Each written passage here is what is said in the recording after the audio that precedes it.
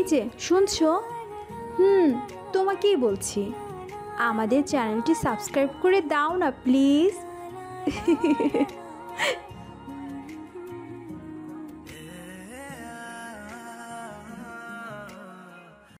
সময় ভোরবেলা।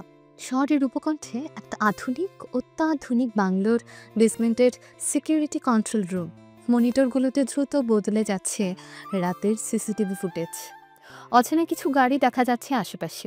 গেটের কাছে কিছু সন্দেহজনক গতিবিধি। একজন চৌকস চেহারার লোক তীব্র দৃষ্টিতে মনিটর দেখছেন। তার পাশে যে বসে আছে সে সেই খ্যাতাবিদ নয়, পরনে দামি রাতের পোশাক, চোখে মুখে গভীর চিন্তা। এই চেহারা সারল্যের নয়, বুদ্ধিমত্তা এবং চাপা টেনশনের। লোকটা কন্ট্রোল প্যানেলে হাত বোলাতে বোলাতে বললে, স্যার, গত রাতে মুভমেন্ট স্বাভাবিক ছিল না। অ্যালার্ম ট্রিগার হয়নি, কিন্তু ফ্যামিলি সিকিউরিটি কিছু আনস্ট্রিড ডিরেক্ট করেছে বাউন্ডারির কাছাকাছি। আবিদ চুপচাপ স্ক্রিন দেখছিল, পরে বলল, কারা হতে পারে? কনফার্ম কিছু? এই মুহূর্তে বলা মুশকিল স্যার, কিন্তু একটা ক্লিয়ারলি একটা প্রোভেলিং অ্যাপয়েন্টমেন্ট ছিল। ওরা দেখছিল সিকিউরিটি কতটা টাইট। আবিদের কণ্ঠে দৃঢ়তা।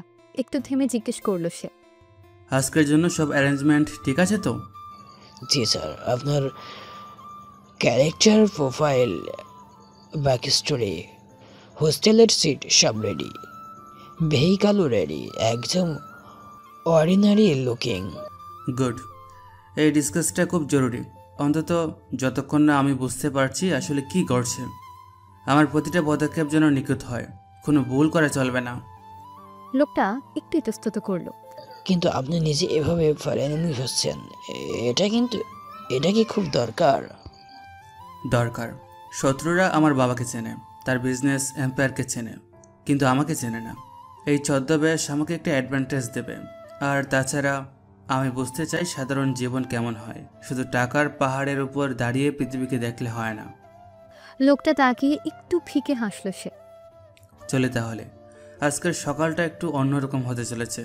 চোখে দৃঢ়তা, কিন্তু তার আড়ালে লুকিয়ে আছে এক অজানা ভবিষ্যতের টেনশন। কে এই আবিদ? কিসের বিপদ থেকে পালাচ্ছে সে? তার আসল পরিচয় কি? তাহলে চলুন জেনে আসি তার আসল পরিচয়। ধৈর্য সহকারে পুরো গল্পটা না টেনে শেষ পর্যন্ত শুনতে থাকুন। সময় সকাল। স্থান শহরের একটা নামকরা এবং আধুনিক কলেজ ক্যাম্পাস। চারদিকে তরুণ তরুণীদের ভিড়, উচ্ছ্বাস এবং আধুনিক পোশাক, দামি বাইক ও গাড়ি। গ্রাম্য পোশাক, কাঁধে একটা সাধারণ ব্যাগ নিয়ে আবিদ ছদ্মবেশে ক্যাম্পাসে প্রবেশ করে। তার পরনে পুরনো ফুল হাতা শার্ট, যা হয়তো ঠিকঠাক আয়রনিং করা নেই, এবং বেমানান প্যান্ট। পায়ে পুরনো জুতো, চুলগুলো এলোমেলো। তাকে দেখে স্পষ্টতই বোঝা যাচ্ছে সে এই পরিবেশের সাথে মানানসই নয়। কিছু ছাত্রছাত্রী তাকে দেখে ফিসফিস করছে, হাসাহাসি করছে। এই বিশাল ক্যাম্পাসের ঝলমলে আধুনিকতার ছোঁয়ার মাঝে আবিদ যেন বেমানান এক টুকরো সাদামাটা ছবি। তার চোখে নতুন দিনের স্বপ্ন, কিন্তু সেই স্বপ্ন হয়তো এই পরিবেশের কঠিন বাস্তবতার সামনে ফিকে হয়ে আসবে। সে সাবধানে হেঁটে যাচ্ছে, সবার কৌতূহলী আর তার ছেলের দৃষ্টি এড়িয়ে। সে অ্যাডমিশন অফিসের খোঁজ করছে। কিছুক্ষণ পর কলেজের অ্যাডমিশন অফিসের বাইরে ছাত্রছাত্রীদের লম্বা লাইন। মার্শা তার দুই বান্ধবী রিয়া এবং নীলাকে নিয়ে লাইনে দাঁড়িয়ে আছে। তারা নিজেদের মধ্যে উচ্চ স্বরে গল্প করছে এবং হাসাহাসি করছে। তাদের পোশাক ফ্যাশনেবল, হাতে দামি স্মার্টফোন। রিয়া মার্শার দিকে তাকিয়ে হাসল। দোস্ত, দেখেছিস নতুন ছেলেটাকে? কোথা থেকে এসেছে রে বাবা? ড্রেসিং সেন্স বলে কিছুই নেই। নীলা হেসে উঠল। হ্যাঁ রে, মনে হচ্ছে টাইম মেশিনে করে সোজা 50 বছর আগের গ্রাম থেকে চলে এসেছে। মার্শা একটু তাচ্ছিলের হাসি হেসে বলল, ছাড় তো, এসব রুরাল ব্যাকড্রপস থেকে আসা ছেলেপেলেদের দিকে তাকালে আমার মেজাজই খারাপ হয়ে যায়। কলেজে এসব স্টাইল বুঝছে না, হয়তো স্কলারশিপে চান্স পেয়েছে। ঠিক তখনই আবিদ তাদের পাশ দিয়ে হেঁটে যায়। অ্যাডমিশন অফিসের দরজা খুঁজে সে তাদের কথা শুনতে পায়, কিন্তু এমন ভান করে যেন সে কিছুই শোনেনি। মার্শা তাকে ডাকল। এই যে শুনছেন? আবিদ ঘুরে দাঁড়ায়। সে মাথা চুলকে সহজভাবে জিজ্ঞেস করে, জি আপা, একটু যদি দেখিয়ে দিতেন। মার্শা, রিয়া এবং নীলা একে অপরের দিকে তাকিয়ে মুখ চেপে হাসল। আপা ডাকটা তাদের কাছে অত্যন্ত হাস্যকর এবং ব্যাকডেটেড মনে হলো। মার্শা ঠোঁট বাঁকিয়ে বলল, আপা সিরিয়াসলি? আপনার বয়স কত? আমার চেয়ে বেশি নাকি? নীলা হেসে বলল। আরে ছাড় তো মাইশা, বোঝেই না এসব। রিয়া হাসতে হাসতে বলল, যাকগে, যান সোজা গিয়ে ডানি মোড় নিন, পেয়ে যাবেন। আর হ্যাঁ, একটু স্মার্ট হওয়ার চেষ্টা করেন, কলেজে উঠেছেন। আবিদ তাদের হাসি এবং কথা শুনে মাথা নিচু করে বলল। আচ্ছা। তারপর সে চলে গেল। তার মুখে হয়তো একটু কষ্ট দেখা গেল, যা সে লুকানোর চেষ্টা করছিল। মায়েশা আবিদ চলে যেতে রিয়া এবং নীলার দিকে তাকিয়ে চোখ নাচালো। দেখেছিস কাণ্ড? আপা বলে কি অসভ্য। নীলা বিরক্তি নিয়ে বলল, এদেরকে দেখে আমার মনে হয় কলেজের স্ট্যান্ডার্ড কোথায় নেমে গিয়েছে। একদম, আমাদের উচিত প্রিন্সিপালকে বলা যে এই ধরনের স্টুডেন্ট ভর্তি না করতে। তাদের কথোপকথনে আবিদের প্রতি চরম অবহেলা এবং অহংকার স্পষ্ট হয়ে উঠল। আস্তে আস্তে সবাই ভর্তি হলো। 2 দিন পর ক্লাসরুমের ভেতর কলেজের একটা লেকচার থিয়েটার। ছাত্রছাত্রীরা বসে আছে। একজন প্রফেসর ক্লাসে প্রবেশ করছেন। আবিদ পেছনের দিকে একটা খালি সিটে বসল। মায়েশা এবং তার বন্ধুরা সামনের দিকে বসে আছে। প্রফেসর ক্লাস শুরু করলেন। আলোচনার এক পর্যায়ে তিনি একটা জটিল প্রশ্ন করলেন এবং ছাত্রছাত্রীদের মতামত জানতে চাইলেন। প্রফেসর বললেন, So, tell me, what are the economic implications of the recent global trade shift on developing countries, especially focusing on South Asia? Anyone? কেউ হাত তুলল না। মায়েশা এবং তার বন্ধুরা নিজেদের মধ্যে ফিসফিস করছে। তারা হয়তো বিষয়টা জানে কিন্তু বলতে চাইছে না বা ভুল বলার ভয়ে চুপ করে আছে। প্রফেসর মায়েশাকে ডাকলেন। Come on, this is a basic concept. Yes, Maisha? Maisha একটু ইতস্তত করে বলল, স্যার, আসলে ব্যাপারটা একটু কমপ্লেক্স, আমার ঠিক গুছিয়ে বলা হচ্ছে না। Okay. Anyone else? What about you? সচরাচর স্কুল কলেজে এমন প্রশ্নের সময় টিচার্সদের নজর সবসময় পেছনে বসে থাকা ছাত্রর দিকে যায়। আর আজকেও ঠিক তাই হয়েছে, কারণ পেছনে বসে আছে আবিদ। প্রফেসর আবিদের দিকে তাকিয়ে নাম মনে করার চেষ্টা করলেন। You, in the back. Abid, right. Do you have any thoughts? সবাই আবিদের দিকে তাকালো। মাসে এবং তার বন্ধুরা একে অপরের দিকে তাকিয়ে হাসলো। তাদের চোখে স্পষ্ট তাচ্ছিল্যই ভার কি বলবে। নীলা ফিসফিস করে মাসাকে বলল, দেখ খায়াচ্ছে এবার কি বলে। হয়তো বলবে আমাদের গ্রামের গরুর হাট অর্থনীতির ওপর কিভাবে প্রভাব ফেলে। মাইশা ছোট্ট হাসি হেসে বলল, চুপ কর, মজা দেখছি। আবিদ একটু ইতস্তত করে তারপর ধীরে ধীরে হাত তুলল। জি sir. Yes, Abid. Please share your thoughts. Abid ধীরে ধীরে কিন্তু পরিষ্কার গলায় বলতে শুরু করলো, আমার মনে হয় স্যার, এই ট্রেড শিফটগুলোর দুটো দিক আছে। এদিকে যারা এক্সপোর্ট ওরিয়েন্টেড ইন্ডাস্ট্রিতে আছে তাদের জন্য সুযোগ তৈরি হতে পারে, কিন্তু অন্যদিকে যারা লোকাল প্রোডাকশনের উপর নির্ভরশীল, বিশেষ করে এগ্রিকালচার সেক্টর, তাদের জন্য এটা বড় চ্যালেঞ্জ। কারণ গ্লোবাল মার্কেটের ফ্লাকচুয়েশনস তাদের উপর সরাসরি প্রভাব ফেলবে। এছাড়া আবিদ আরও কিছু গভীর এবং প্রাসঙ্গিক কথা বলতে শুরু করলো, ডেটা এবং আন্তর্জাতিক পরিস্থিতির কিছু উদাহরণ দিয়ে। প্রফেসর আবিদের কথা মনোযোগ দিয়ে শুনছেন। ক্লাসের অন্য ছাত্রছাত্রীরাও প্রথমে হাসলেও ধীরে ধীরে চুপ হয়ে যায় এবং আবিদের কথা শুনতে থাকে। মাইশা এবং তার বন্ধুরা অবাক হয়ে আবিদের দিকে তাকিয়ে থাকে। তাদের মুখে সে তাচ্ছিল্যের ভাবটা কিছুটা কমে আসে। প্রফেসর আবিদের কথা শেষ হলে বললেন, Interesting point. Abid, very well thought. You be touch open some crucial aspect that many advanced students miss.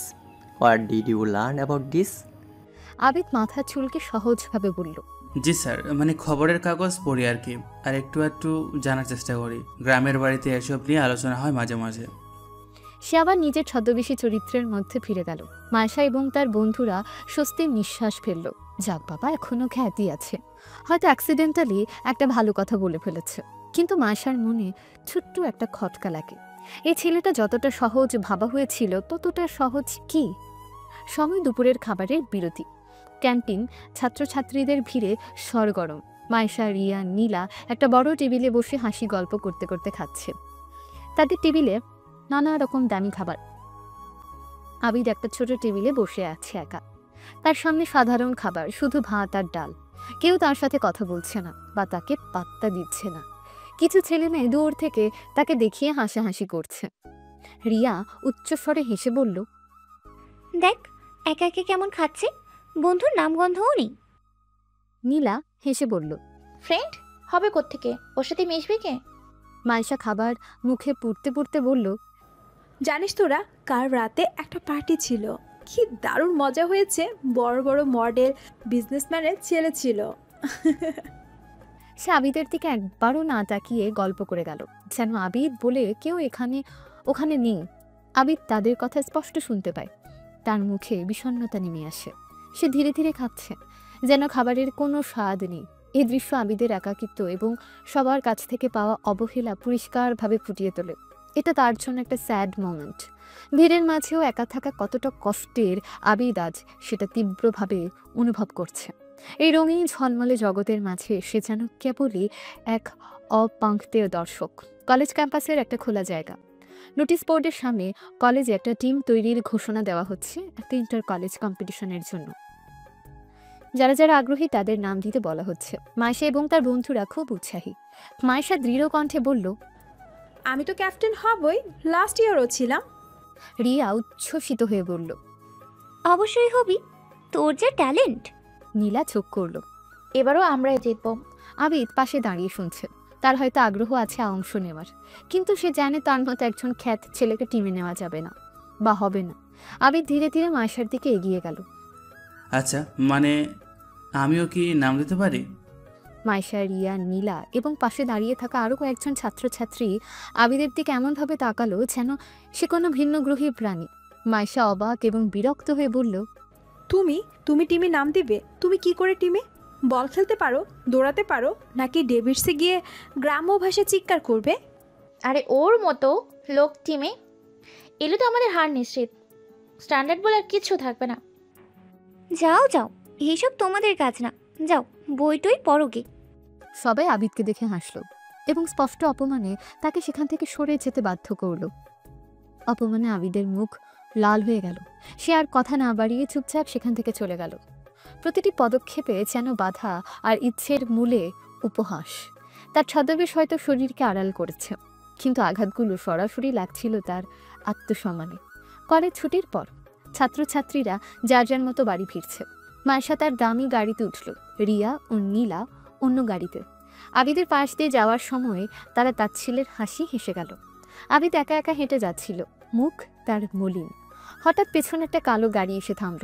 Abid চমকে উঠল, চোখে ভয়ের ছাপ, কিন্তু দ্রুত নিজেকে সামলে নিল।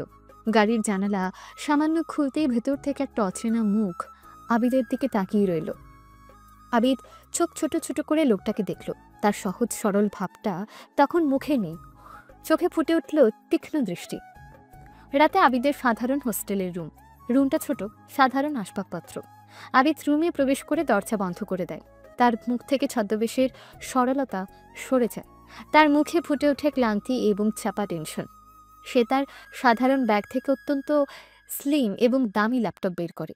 হোস্টেলের ওয়াইফাই ব্যবহার না করে সে নিজস্ব সিকিউর নেটওয়ার্ক অন করে।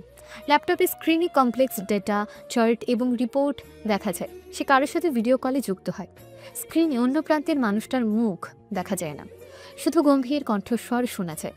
কণ্ঠস্বরটা জিজ্ঞেস করলো, সব কিছু ঠিক আছে? দিনের আপডেট কি? হ্যাঁ, কলেজে মানিয়ে নিচ্ছি। যেমনটা ভেবেছিলাম, আমাকে কেউ সন্দেহ করছে না। সবাই একজন সাধারণ গ্রাম্য ছেলে হিসেবে দেখছে। গুড, কিন্তু সাবধানে থেকো। গত রাতে কিছু সাসপিসিয়াস অ্যাক্টিভিটি ছিল। মনে হচ্ছে ওরা তোমার কাছাকাছি চলে এসেছে। তোমার অবস্থান কি ডিটেক্ট করেছে? মনে হয় না, তবে ঝুঁকি নিতে চাই না। এখানকার সিকিউরিটি নড়বড়ে, আমাকে নিজের ব্যবস্থা করতে হবে। Don't take unnecessary risk. তোমার সুরক্ষায় আগে। মনে রেখো, তোমার উপর শুধু তোমার জীবন নয়, আরও অনেক কিছু নির্ভর করছে। আমি জানি। ওখানে কি অবস্থা? বাবা কেমন আছেন? উনি স্টেবল, কিন্তু তোমার খোঁজ করছেন, খুব চিন্তায় আছেন। আর ওদের চাপ বাড়ছে। আমাদের হাতে বেশি সময় নেই। বুঝতে পারছি, আমাকে জলদি কিছু একটা করতে হবে। সে ল্যাপটপে কিছু কমান্ড টাইপ করলো। আমি আমার সিকিউরিটি প্রোটোকল অ্যাক্টিভ রাখছি। কলেজের আশেপাশে নেটওয়ার্ক এবং সিসিটিভি ফিডে আমার নজর থাকবে। সে কলটা শেষ করে, ল্যাপটপ বন্ধ করে। তার হাতে থাকা দামি স্মার্টফোনটি, যা সে দিনের বেলা লুকিয়ে রাখে, বের করে। ফোনটার ডিজাইন এবং ফিচারগুলো অত্যন্ত আধুনিক এবং সাধারণ বাজারে পাওয়া যায় না। সে ফোনটা স্ক্রিনে কিছু ছবি দেখে, সম্ভবত তার পরিবারের। তার চোখে ভালোবাসা এবং একই সাথে অসহায়ত্ব ফুটে ওঠে। আবিদ জানালা দিয়ে বাইরে তাকিয়ে আছে। শহরের ঝলমলে আলো তার সাধারণ হোস্টেলের রুমে এসে পড়েছে। এই দুই জগতের পার্থক্য স্পষ্ট। তার হাতে সে অত্যাধুনিক ফোনটি, তার মুখে সেই সহজ সরল ভাব নেই, বরং একজন সিরিয়াস এবং চিন্তিত মানুষের চেহারা। পরের দিন কলেজের লাইব্রেরি। বইয়ের তাকের সারি ভেদ করে হালকা আলো এসে পড়েছে টেবিলগুলোতে। আবিদ একটা পুরোনো বই হাতে নিয়ে বসে আছে। তার মনোযোগ বইয়ের পাতায়, কিন্তু চারপাশের ফিসফিসানি আর চাপা হাসি তার কানে আসছে। একটু দূরে মায়েশা, রিয়া আর নীলা কয়েকটা বই নিয়ে দাঁড়িয়ে কথা বলছে। তাদের কণ্ঠস্বর স্বাভাবিকের চেয়ে একটু উঁচু। রিয়া নীলার কোনোই গুঁতো দিয়ে আবিদকে দেখালো। ফিসফিস করে বলল সে, দেখ দেখ, লাইব্রেরিতে বসে নভেল পড়ছে মনে হচ্ছে। এখানে আসে লাইব্রেরি কার্ড বানাতে, নাকি এয়ার কুলারে এর বাতাস খেতে? নীলা মুখ টিপে হাসলো। বোধহয় দুটোই। আর বইটা দেখ, নিশ্চয়ই কোনো গ্রাম্য কেচ্ছা কাহিনী। মায়েশা তাদের দিকে ফিরল। আবিদের দিকে তাকিয়ে মুখে বিরক্তি ফুটিয়ে তুলল। এসব লোক বোঝে না কোথায় কিভাবে থাকতে হয়, যেখানে সেখানে গিয়ে বসে পড়ে, মনোযোগই নষ্ট করছে। তারা কথা বলতে বলতে আবিদের টেবিলের কাছাকাছি চলে এলো।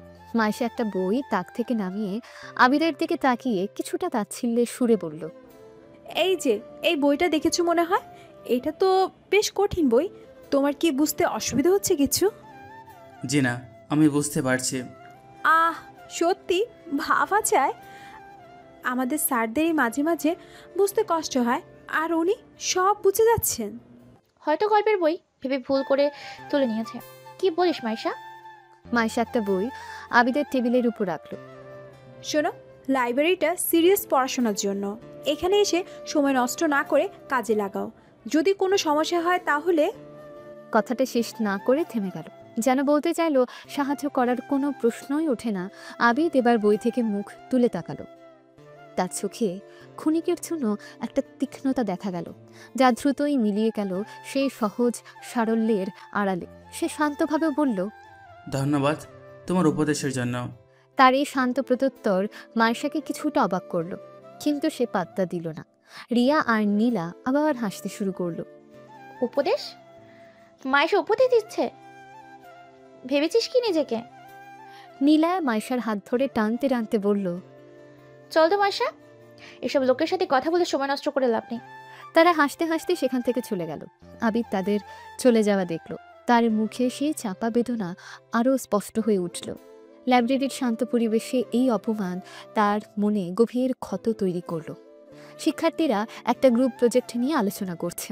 ক্লাসরুমের বাইরে কয়েকটা ছোট ছোট গ্রুপ তৈরি হয়েছে। প্রফেসর এসে বললেন, তোমরা সবাই গ্রুপ তৈরি করেছো? আবিদ, তুমি কোনো গ্রুপ আছো? আবিদ একা দাঁড়িয়েছিল। সে মাথা নাড়ল। প্রফেসর মায়েশার গ্রুপটার দিকে তাকিয়ে বললেন, তোমরা কি আবিদকে তোমাদের গ্রুপে নিতে পারো? তোমাদের লোক কম। মায়েশা, রিয়া, নীলা এবং তাদের গ্রুপের অন্য সদস্যরা একে অপরের দিকে বিরক্ত মুখে তাকালো। মায়েশা জোরপূর্বক হেসে বলল, স্যার, আমাদের গ্রুপে আসলে লোক কম নেই। আর তাছাড়া আমাদের টপিকটা একটু কমপ্লেক্স, ওর বুঝতে অসুবিধা হতে পারে। কিন্তু সবারই শেখা উচিত। মায়েশার গ্রুপের একজন দ্রুত বলল, স্যার, আমরা বরং এই আইডিয়াটা নিয়ে কাজ শুরু করি, সময় বেশি নাই তো। প্রফেসর আবিদের দিকে তাকিয়ে বললেন, ঠিক আছে আবিদ, তুমি অন্য কোনো গ্রুপে যোগ দেওয়ার চেষ্টা করো। আবিদ নীরবে মাথা নাড়ল। প্রফেসর অন্যদিকে চলে গেলেন। মায়েশার গ্রুপটা আবার নিজেদের আলোচনায় ফিরে এলো। আবিদের দিকে তাকিয়ে নীলা মুখ ভেঙচি কাটল। রিয়া ফিসফিস করে মায়েশাকে বলল, উফ, বাঁচা গেল। ভাব কি হচ্ছিল, ওই খ্যাতটা আমাদের গ্রুপে এলে তো প্রেস্টিজ থাকতোই না। ছেড়ে দে তো, ওদের জায়গায় ওই পিছনে। আবিদ তাদের কথা শুনতে পেল। তাকে শুধু বাদে দেওয়া হলো না, তাকে নিয়ে হাসাহাসিও করা হলো। তার মনে হলো যেন সে এই কলেজের কেউ নয়, নিছকই অবাঞ্ছিত একজন। ক্যান্টিন তখনও সরগরম। দুপুরের খাবার খেতে আসা ছাত্রছাত্রীদের ভিড়। আবিদ একটা প্লেটে সাধারণ খাবার নিয়ে একটা খালি টেবিল খুঁজছে। বেশিরভাগ টেবিল ভর্তি, আর যেখানে খালি জায়গা আছে সেখানে অন্যরা এমনভাবে বসে আছে যেন আবিদ বসতে না পারে। সে একটা ছোট টেবিলের কাছে গিয়ে দাঁড়ালো, যেখানে দুটি চেয়ার খালি আছে। টেবিলের অন্য প্রান্তে বসে থাকা দুজন ছাত্রছাত্রী আবিদকে দেখে নিজেদের মধ্যে ইশারা করলো এবং দ্রুত নিজেদের ব্যাগগুলো খালি চেয়ার দুটির উপরে রেখে দিল। একজন ছাত্র বলল, সরি ভাই, এই দুটো রিজার্ভড। আবিদ বুঝতে পারলো এটা মিথ্যা। সে একটা দীর্ঘশ্বাস ফেলে অন্য কোথাও খুঁজতে গেল। সে দেখলো মায়েশা এবং তার বন্ধুরা একটা বড় টেবিলে আরাম করে বসে খাচ্ছে। তাদের টেবিলে অনেক খালি জায়গা আছে, কিন্তু সে জানে সেখানে গিয়ে বসার প্রশ্নই ওঠে না। মায়েশা হাসতে হাসতে রিয়াকে কিছু একটা বলছিল। বলতে বলতে আবিদের দিকে তার চোখ পড়ল।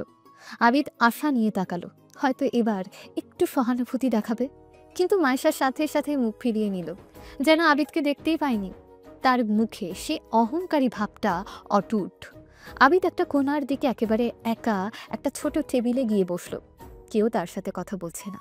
তার চারপাশে অনেক মানুষের কোলাহল, হাসি ঠাট্টা, কিন্তু তার জগৎ সম্পূর্ণ নীরব। সে একা খাচ্ছে, তার মুখে চরম একাকিত্ব এবং বিষণ্ণতা। এই দৃশ্য তার অবহেলিত জীবনের তীব্রতা তুলে ধরেছে। একদিন কলেজ গেটের বাইরে কিছু ছাত্রছাত্রী আধুনিক ফ্যাশন ট্রেন্ড নিয়ে আলোচনা করছিল। কে কি নতুন ব্র্যান্ডের জিনিস কিনেছে, কোথায় ছুটি কাটাতে যাচ্ছে, এসব নিয়ে গল্প চলছিল। মায়েশা তার নতুন কেনা একটা দামি সানগ্লাস নাড়াচাড়া করতে করতে বলল, আমার এই সানগ্লাসটা নিউ ইয়র্ক থেকে আনা, এখানকার মার্কেটে এসব পাওয়া যায় না। রিয়া তার দামি হাতঘড়িটা দেখালো। আর আমার এটা সুইজারল্যান্ড থেকে, খুব লিমিটেড এডিশন। আবিদ পাশ দিয়ে হেঁটে যাচ্ছিল। তাদের কথা তার কানে গেল। তার পরনে সাধারণ পোশাক, হাতে কোনো দামি জিনিস নেই। সে এই আলোচনার সাথে সম্পূর্ণভাবে ডিসকানেক্টেড। মায়েশা আবিদের দিকে তাকিয়ে একটা হাসি দিল। এই যে, তুমি কি আমাদের কথা কিছু বুঝতে পারছো? আবিদ একটু থমকে দাঁড়ালো। জি, মানে শুনছিলাম। শুনেছিলে আর বুঝতে পারছো না? মায়েশা সানগ্লাসটা চোখে পড়তে পড়তে বলল, জানো তো, পৃথিবীর অনেক কিছুই আছে যা বই পড়ে বা শুনে বোঝা যায় না। সেটার জন্য একটা ব্যাকগ্রাউন্ড দরকার হয়। আবিদ বুঝতে পারল মায়েশা কি বলতে চাইছে। সে নীরবে মাথা নিচু করল। তার মনে হলো তার ভেতরের জ্ঞান বা অভিজ্ঞতা এই মুহূর্তের কাছে মূল্যহীন, কারণ তার বাইরের চেহারাটা আধুনিক নয়। রাতের নিস্তব্ধতা নেমে এসেছে আবিদের হোস্টেলের রুমে। দিনের বেলার সব অপমান আর একাকিত্ব তার মনের মধ্যে ঘুরপাক খাচ্ছে। সে আজ কলেজ ক্যাম্পাসে নিজেকে যতটা একা অনুভব করেছে, এমনটা আগে কখনো করেনি। সে তার নতুন বেশভূষা ছেড়ে নিজের আসল বেশে ফিরল না। সে তার ছদ্মবেশকে আঁকড়ে ধরে রইল, যেন এটাই তার নতুন বাস্তবতা। তবে তার হাতে সে অত্যাধুনিক ফোনটি। সে একটা সুরক্ষিত অ্যাপ খুলল। স্ক্রিনে কিছু জটিল ডেটা এবং রিপোর্ট ভেসে উঠল। সে মনোযোগ দিয়ে সেগুলো দেখল। এরপর সে একটা ভিডিও কল করল একটা অচেনা নাম্বারে। উপাসের ব্যক্তিটির মুখ দেখা গেল না, কেবল ভারী কণ্ঠস্বর শোনা গেল। কণ্ঠস্বর জিজ্ঞেস করলো, সব ঠিকঠাক চলছে? হ্যাঁ, দিনের রুটিন মতোই চলছে। কোনো সমস্যা হচ্ছে? না, মানে মানুষের ব্যবহার একটু কঠিন, অভ্যস্ত হতে সময় লাগছে। তবে আইডিয়া ছিল এমনটা হবে। জানি তোমার জন্য এটা সহজ নয়, কিন্তু মনে রেখো এটা সাময়িক। তোমার বাবার অবস্থার অবনতি হচ্ছে, আমাদের হাতে সময় কম। আবিদের চোখ তীক্ষ্ণ হয়ে উঠল। তার আসল উদ্দেশ্যটা আরও স্পষ্ট হয়ে উঠল। ওদের মুভমেন্ট বেড়েছে, আমরা ইনফো পেয়েছি, ওরা কাছাকাছি কাউকে ট্র্যাক করার চেষ্টা করছে। আমি প্রস্তুত, কিন্তু এই ছদ্মবেশের আড়ালে থাকতে থাকতে মাঝে মাঝে মনে হয় আসলে আমিটার জন্য হারিয়ে যাচ্ছে। সারাদিনের এই অবহেলা সহ্য করা সহজ নয়। নিজেকে হারিও না, তোমার লক্ষ্যের কথা মনে রেখো। এটা শুধু তোমার জন্য নয়, আরও অনেকের জন্য জরুরি। এই কঠিন অভিজ্ঞতা তোমাকে আরও শক্তিশালী করবে। আবিদ কলটা শেষ করলো। ফোনটা হাতে নিয়ে সে কিছুক্ষণ বসে রইল। দিনের বেলার অপমান, অবহেলা আর রাতের বেলার এই গোপন জীবন দুটো মিলেমিশে এক অদ্ভুত সত্তা তৈরি করেছে তার মধ্যে। বাইরে থেকে সে হয়তো একজন সহজ সরল খ্যাত ছেলে, কিন্তু ভেতরে সে একজন কঠিন লড়াইয়ের সৈনিক, যে তার জীবনের সবচেয়ে বড় চ্যালেঞ্জের মুখোমুখি দাঁড়িয়েছে। তার চোখে সে লড়াইয়ের দৃঢ়তা এবং একটা নতুন সংকল্প। এই অবহেলা তাকে দুর্বল নয়, আরও বেশি করে তার লক্ষ্যে অবিচল হতে সাহায্য করছে। কলেজ ক্যাম্পাসে নতুন করে সাজ সাজ রব উঠেছে। নোটিশ বোর্ডে একটা বড় ঘোষণা, বার্ষিক সাংস্কৃতিক প্রতিযোগিতা আসছে। গান, নাচ, আবৃত্তি, নাটক, নানা রকম ইভেন্ট। ছাত্রছাত্রীরা উত্তেজিত হয়ে ইভেন্টের তালিকা দেখছে। মায়েশা, রিয়া এবং নীলা নোটিশ বোর্ডের সামনে দাঁড়িয়ে আলোচনা করছে। তাদের চোখে মুখে ইভেন্টে অংশ নেওয়ার উত্তেজনা। মায়েশা বলল, এই ইভেন্টের জন্যই তো অপেক্ষা করছিলাম। এবার কলেজ ফেস্টের সেরা পারফরমেন্সটা আমিই দিব। রিয়া হেসে বলল, অবশ্যই দিবি, তুই ছাড়া কি আর আছে এই কলেজে তোর মতো নাচতে পারে? নীলা যোগ করল, আমি কিন্তু তোর পারফরমেন্সের ভিআইপি দর্শক। তবে একটা কথা ভেবে ভালো লাগছে, এইসব ব্যাকডেটেড জিনিস দেখার ঝামেলা এবার থাকবে না। তারা হাসাহাসি করছে, নিজেদের প্ল্যান নিয়ে ব্যস্ত। আবির দূর থেকে নোটিশ বোর্ড দেখছিল। সাংস্কৃতিক প্রতিযোগিতার নাম দেখে তার মনেও ইচ্ছে জাগে। তার মনে পড়ে তার গ্রামের কথা, সেখানকার উৎসব আর লোকনৃত্যের কথা। আবির একটু ইতস্তত করে রেজিস্ট্রেশন টেবিলের দিকে এগিয়ে গেল। সেখানে একজন শিক্ষার্থীর নাম লিখছে। আবির তার কাছে গিয়ে ধীরে ধীরে বলল, আচ্ছা, পারফরম্যান্স ইভেন্টের নাম দেওয়া যাবে? শিক্ষার্থীটি আবিদের দিকে তাকিয়ে একটু অবাক হলো। হ্যাঁ যাবে। কি পারফরমেন্স করতে চাও? আবির একটু লজ্জা লজ্জা মুখে বলল, মানে একটা লোকনৃত্য আমাদের গ্রাম অঞ্চলের। শিক্ষার্থীটি কিছু বলার আগে মায়েশা, রিয়া এবং নীলা পাশ দিয়ে যাচ্ছিল। আবিদের কথাটা তার কানে গেল। তারা থমকে দাঁড়ালো। মায়েশা হেসে ফেলল। লোকনৃত্য? তুমি লোকনৃত্য করবে? কলেজের স্টেজে লোকনৃত্য? মাই গড, এটা কি স্কুল কালচারাল ফাংশন ভাবছে? নীলা এগিয়ে এসে আবিদের সামনে দাঁড়ালো, মুখে তাচ্ছিল্য ভরা হাসি। তুমি কি ভেবে দেখেছো কোথায় কি করার কথা বলছো? এটা কলেজের মেইন ইভেন্ট, এখানে সবাই মডার্ন পারফরমেন্স দিবে। তোমার এই লোকনৃত্য কে দেখবে আর কে বুঝবে? না মানে এটা আমাদের সংস্কৃতির অংশ, তো এটা তো মজা আছে। মজা? তুমি মজা কাকে বলছো? লুঙ্গি পরে গামছা মাথায় নিয়ে নাচে নাকি? ভেবে দেখো সবার সামনে কেমন লাগবে। রিয়া হেসে গড়াগড়ি খাওয়ার জোগাড়। ভাবা যায় সবাই যখন হিপ হপ বা বলিউড স্টেপ দেবে তখন ইনি ধেই ধেই করে নাচবেন। Just imagine. যাও যাও, এসব করে লাভ নেই, শুধু শুধু লোক হাসানো হবে। তোমার এই পারফরমেন্স হয়তো গ্রামের 2-4 জন দেখবে, কলেজের কেউ দেখবে না। আবির তাদের হাসি আর অপমান সহ্য করে নীরবে দাঁড়িয়ে রইল। তার ভেতরের ইচ্ছেটা যেন মুহূর্তেই ফিকে হয়ে গেল। সে আর নাম লেখালো না, চুপচাপ সেখান থেকে সরে গেল। মাসা আর তার বন্ধুরা আবার হাসতে হাসতে চলে গেল। প্রতিযোগিতার দিন যতই ঘনিয়ে আসছে, কলেজে সাজ সাজ রব পড়ে গেছে। ছাত্রছাত্রীরা তাদের পারফরমেন্সের জন্য অনুশীলন করছে। আবিদ একা একা কলেজের পেছনের একটা ফাঁকা জায়গায় তার লোকনৃত্য অনুশীলনের চেষ্টা করছে।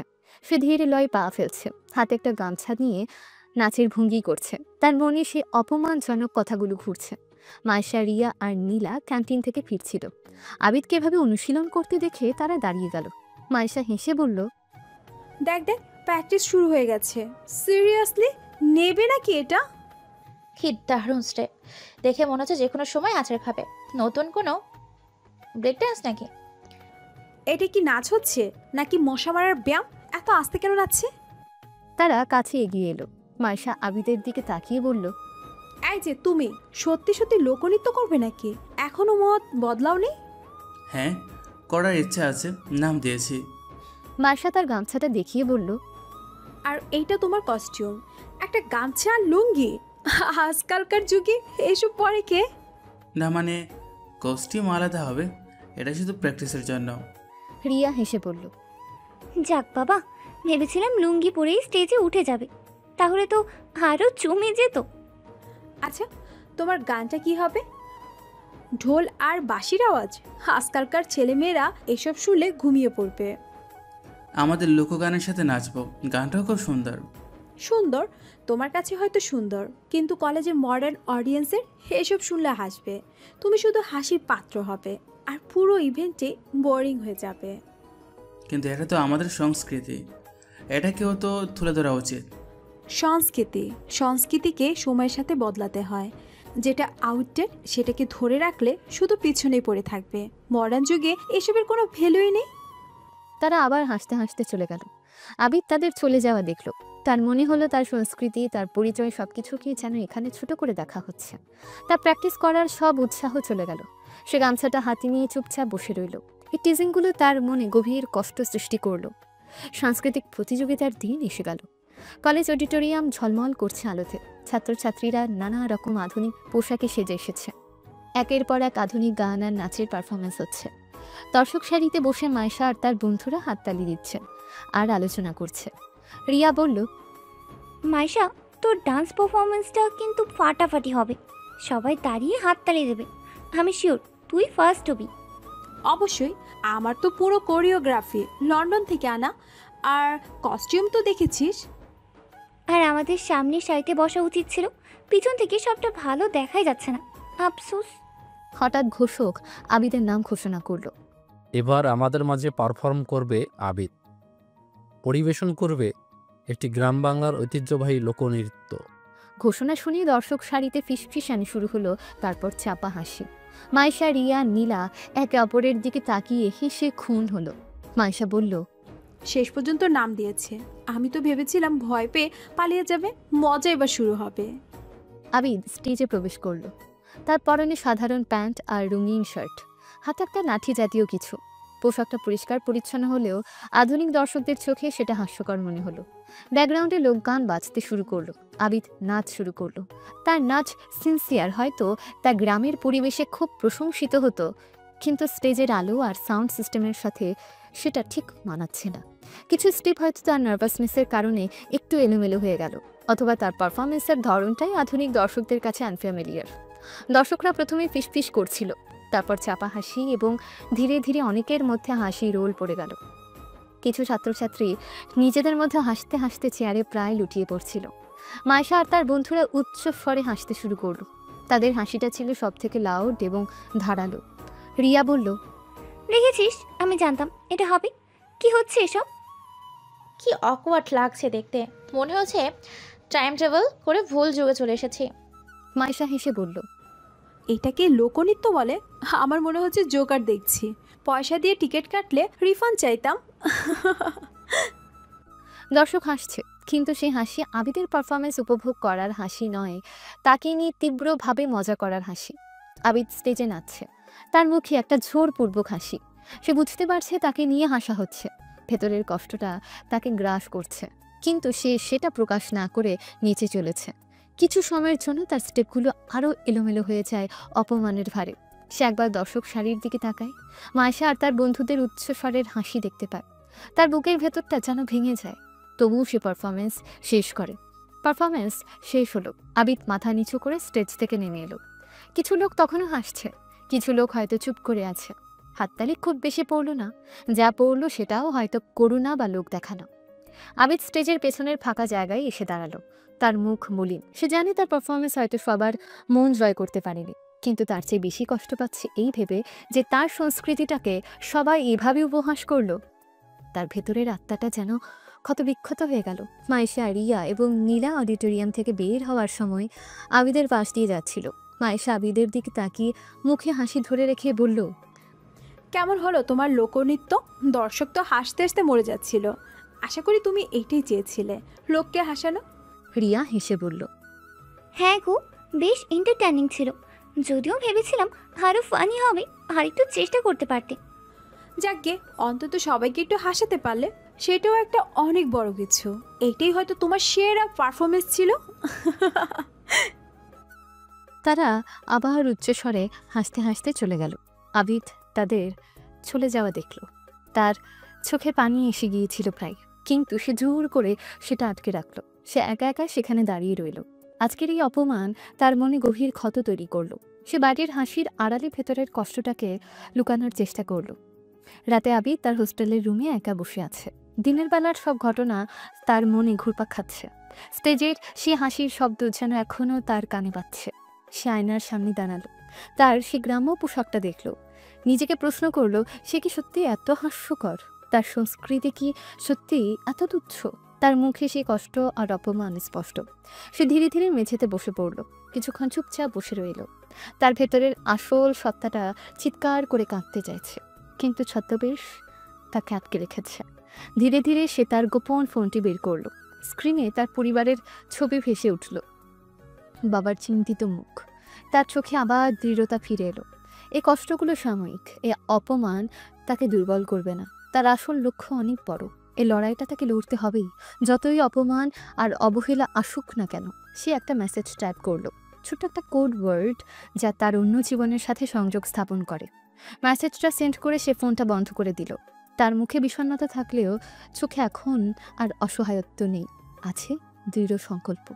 আজকের এই অপমান তাকে আরও শক্তিশালী করেছে। সে জানি একদিনই অবহেলা আর হাসির জবাব সে দেবে, হয়তো এমনভাবে দেবে যা কেউ কল্পনাও করতে পারবে না। প্রায় এক সপ্তাহ পর কলেজ ক্যাম্পাসে একটা নতুন নোটিশ টানানো হয়েছে। একটা ফিল্ড ট্রিপ, শিক্ষামূলক ভ্রমণের আয়োজন করা হয়েছে শহরের বাইরের একটা গুরুত্বপূর্ণ শিল্প কারখানায়।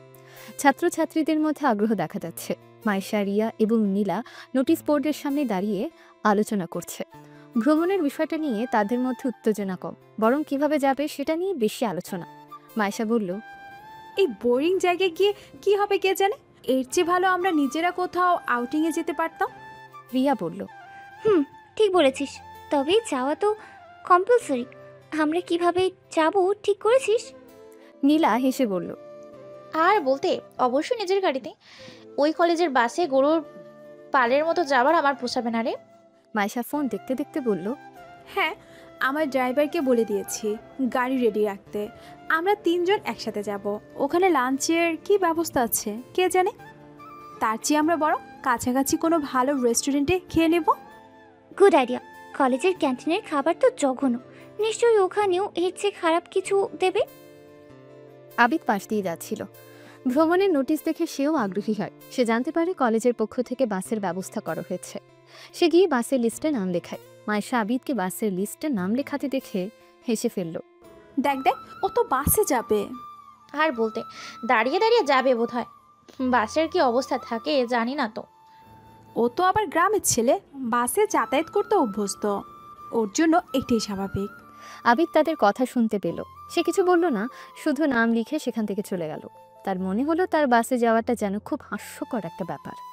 ভ্রমণের দিন সকালে কলেজ গেটের সামনে ভিড়। কলেজের বাস দাঁড়িয়ে আছে, আর একপাশে দাঁড়িয়ে আছে কয়েকটা ঝকঝকে দামি গাড়ি। মায়েশা, রিয়া এবং নীলা একটা কালো সেডান কারে উঠল। তাদের পোশাক পরিচ্ছদ পরিপাটি, মুখে কোনো ক্লান্তি নেই। আবিদ বাসের কাছে গিয়ে দাঁড়ালো। বাসটা বেশ পুরনো, সিটগুলো খুব একটা আরামদায়ক মনে হচ্ছে না। কিছু ছাত্রছাত্রী ইতিমধ্যেই উঠেছে। আবিদ বাসে উঠে একটা খালি সিটে গিয়ে বসলো। বাসের ভেতরে বেশ গরম, জানালা খুললেও তেমন বাতাস আসছে না। মাইশার গাড়ি আবিদের বাসের পাশ দিয়ে চলে গেল। গাড়ির ভেতর থেকে মাইশা আবিদের দিকে তাকিয়ে একটু হাসল। সে হাসিতে স্পষ্ট উপহাস। রিয়া আর নীলা হাত নিয়ে টাটা বাই বাই করলো, যেন আবিদকে খোঁচা দিচ্ছে। গাড়ির ভেতরে তারা আরাম করে বসে আছে, গান শুনছে, গল্প করছে। মাইশা বলল, উফ, বাঁচা গেল। ওই বাসে করে গেলে শরীরটাই একদম নষ্ট হয়ে যেত। হ্যাঁ রে, আর ওইসব ঘেমো লোকের ভিড় ভাবতেই গা গুলি আসছে। আমাদের ড্রাইভারকে বলে দিবি একটু তাড়াতাড়ি চালাতে, যাতে ওই বাসের আগে আমরা পৌঁছাতে পারি। অন্যদিকে বাসের ভেতর আবিদ জানালার বাইরে তাকিয়ে আছে।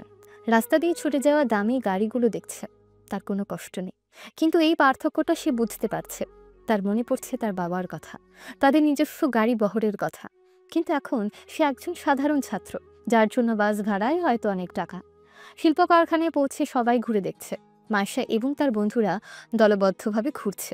মাঝে মাঝে নিজেদের মধ্যে হাসি ঠাট্টা করছে। তারা হয়তো কারখানার সুযোগ সুবিধা বা যন্ত্রপাতি নিয়ে আলোচনা করছে, কিন্তু তাদের কথায় একটা বিত্তশালী সুলভ ভাব স্পষ্ট। একজন গাইড তাদের বিভিন্ন অংশ দেখাচ্ছেন। তিনি একটা নতুন মেশিনের কথা বলছিলেন, যেটা অনেক দামি এবং অত্যাধুনিক।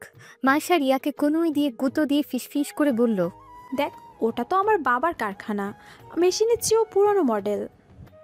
হ্যাঁ রে, আমাদেরটা তো কমপ্লিটলি অটোমেটেড। এসব দেখিয়ে কী লাভ, আমাদের তো এসব কাজে লাগে না, আমরা তো আর এখানে কাজ করতে আসবো না। আবিদ তাদের পাশেই দাঁড়িয়েছিল। সে এসব কথা শুনল। তার মনে হলো এদের কাছে সবকিছুই তুচ্ছ, কারণ তাদের কাছে এর চেয়েও ভালো জিনিস হাতের নাগালে আছে। তার জ্ঞান বা আগ্রহ এখানে মূল্যহীন। লাঞ্চের বিরতি হলো। কারখানার ক্যান্টিনে সাধারণ খাবারের ব্যবস্থা। মাইশা এবং তার বন্ধুরা ক্যান্টিনে না গিয়ে বাইরে তাদের গাড়ির কাছে গেল। তাদের ড্রাইভাররা সম্ভবত তাদের জন্য দামি রেস্টুরেন্ট থেকে খাবার নিয়ে এসেছে। আবিদ কারখানার ক্যান্টিনে অন্যদের সাথে সাধারণ খাবার খাচ্ছে, ভাত, ডাল, সবজি। খাবার খুব সাধারণ। মাইশা ক্যান্টিনের পাশ দিয়ে যাওয়ার সময় আবিদকে দেখতে পেল। সে তার হাতে থাকা একটা ফলের জুসের বোতল দেখিয়ে আবিদের দিকে তাকিয়ে বলল, উফ, এখানকার খাবার দেখে আমার খিদে মরে গেল। জানো, আমরা বাইরে থেকে খাবার আনিয়েছি, অনেক দামি রেস্টুরেন্ট থেকে।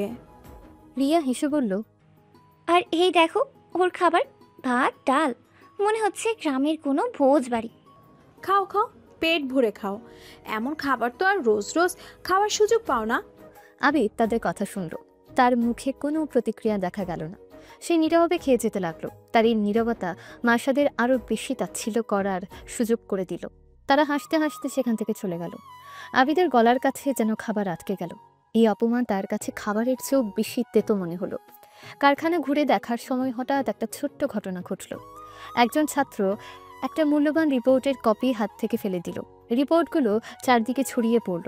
ছাত্রটা ঘাবড়ে গেল, দ্রুত কুড়ানোর চেষ্টা করছে। আবিদ পাশেই দাঁড়িয়েছিল। সে দ্রুত নিচু হয়ে রিপোর্টগুলো কুড়ানো শুরু করলো। সে জানে রিপোর্টগুলো কিভাবে সাজানো ছিল। সে নিমিষে রিপোর্টগুলো গুছিয়ে ছাত্রটার হাতে দিল। ছাত্রটা কৃতজ্ঞ হয়ে বলল, ধন্যবাদ ভাই, তুমি না থাকলে তো বিপদ হতো। মায়েশা এবং তার বন্ধুরা একটু দূরে ঘটনাটা দেখছিল দাঁড়িয়ে। মায়েশা রিয়াকে বলল, দেখ দেখ, হিরোগিরি দেখাচ্ছে, সাধারণ একটা জিনিস কুড়িয়ে দিয়ে দিল, যেন কত বড় সাহায্য করে দিল। নীলা বলল, এসব ছোটোখাটো কাজ ওদেরই মানায়, বড় কাজ তো আর ওরা করতে পারে না।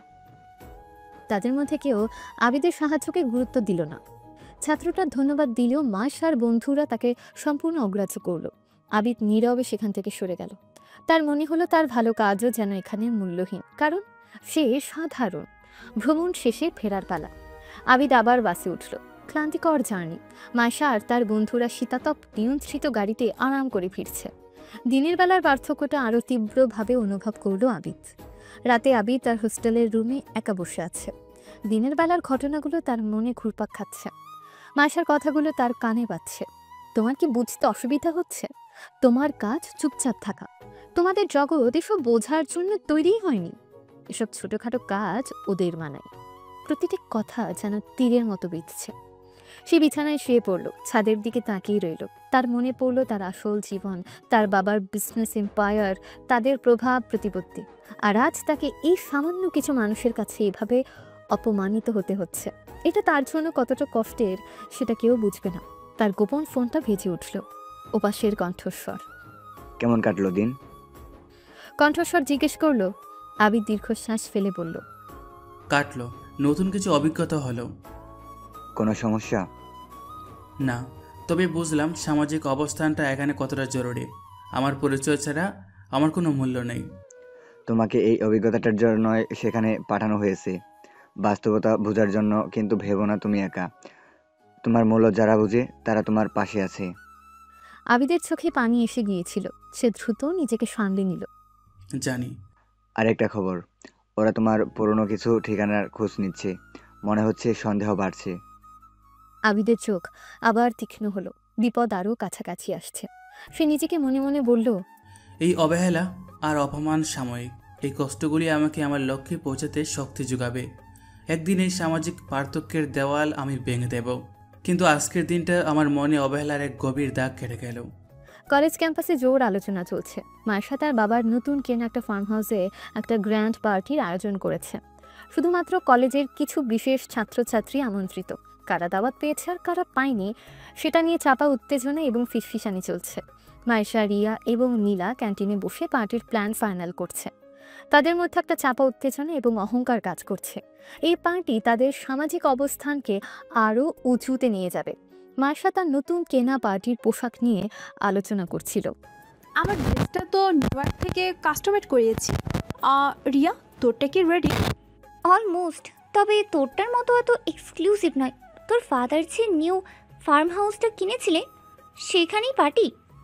নীলা বলল, হ্যাঁ রে, আমি তো ছবিতে দেখেছি। ইনক্রেডিবল। পার্টিটা নিশ্চয়ই ফাটাফাটি হবে।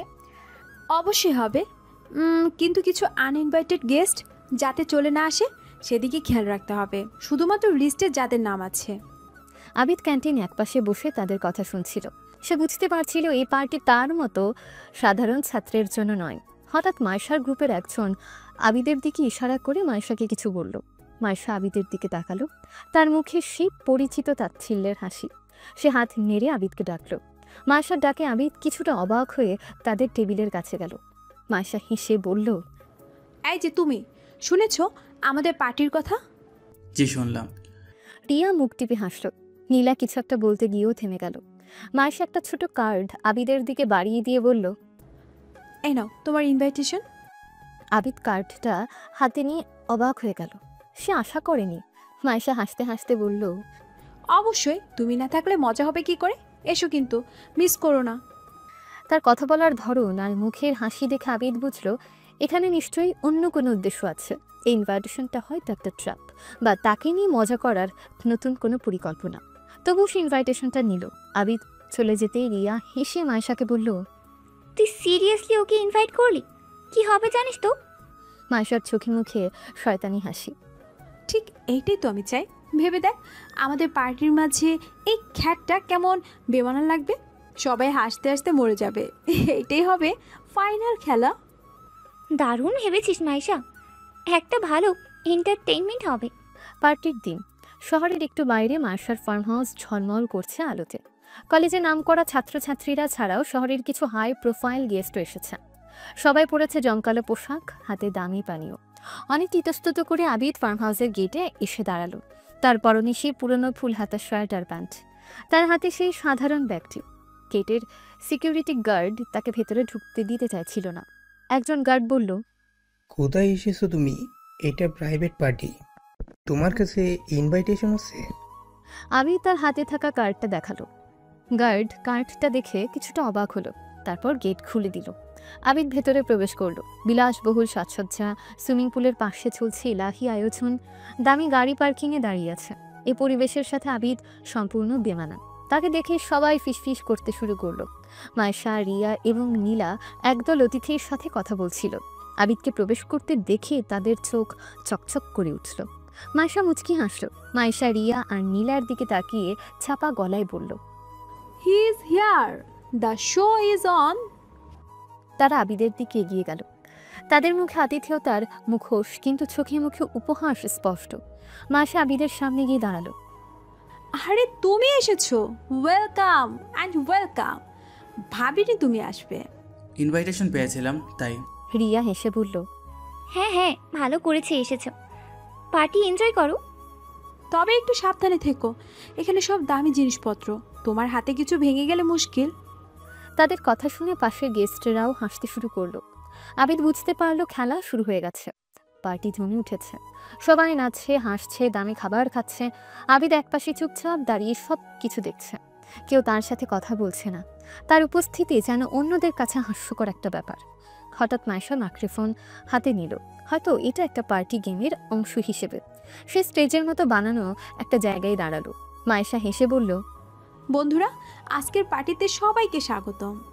আমাদের মাঝে নতুন একজন বন্ধু এসেছে, যাকে হয়তো তোমরা সবাই চেনো, আমাদের কলেজের আবিদ। সবাই আবিদের দিকে তাকালো। আবিদের অস্বস্তি বেড়ে গেল।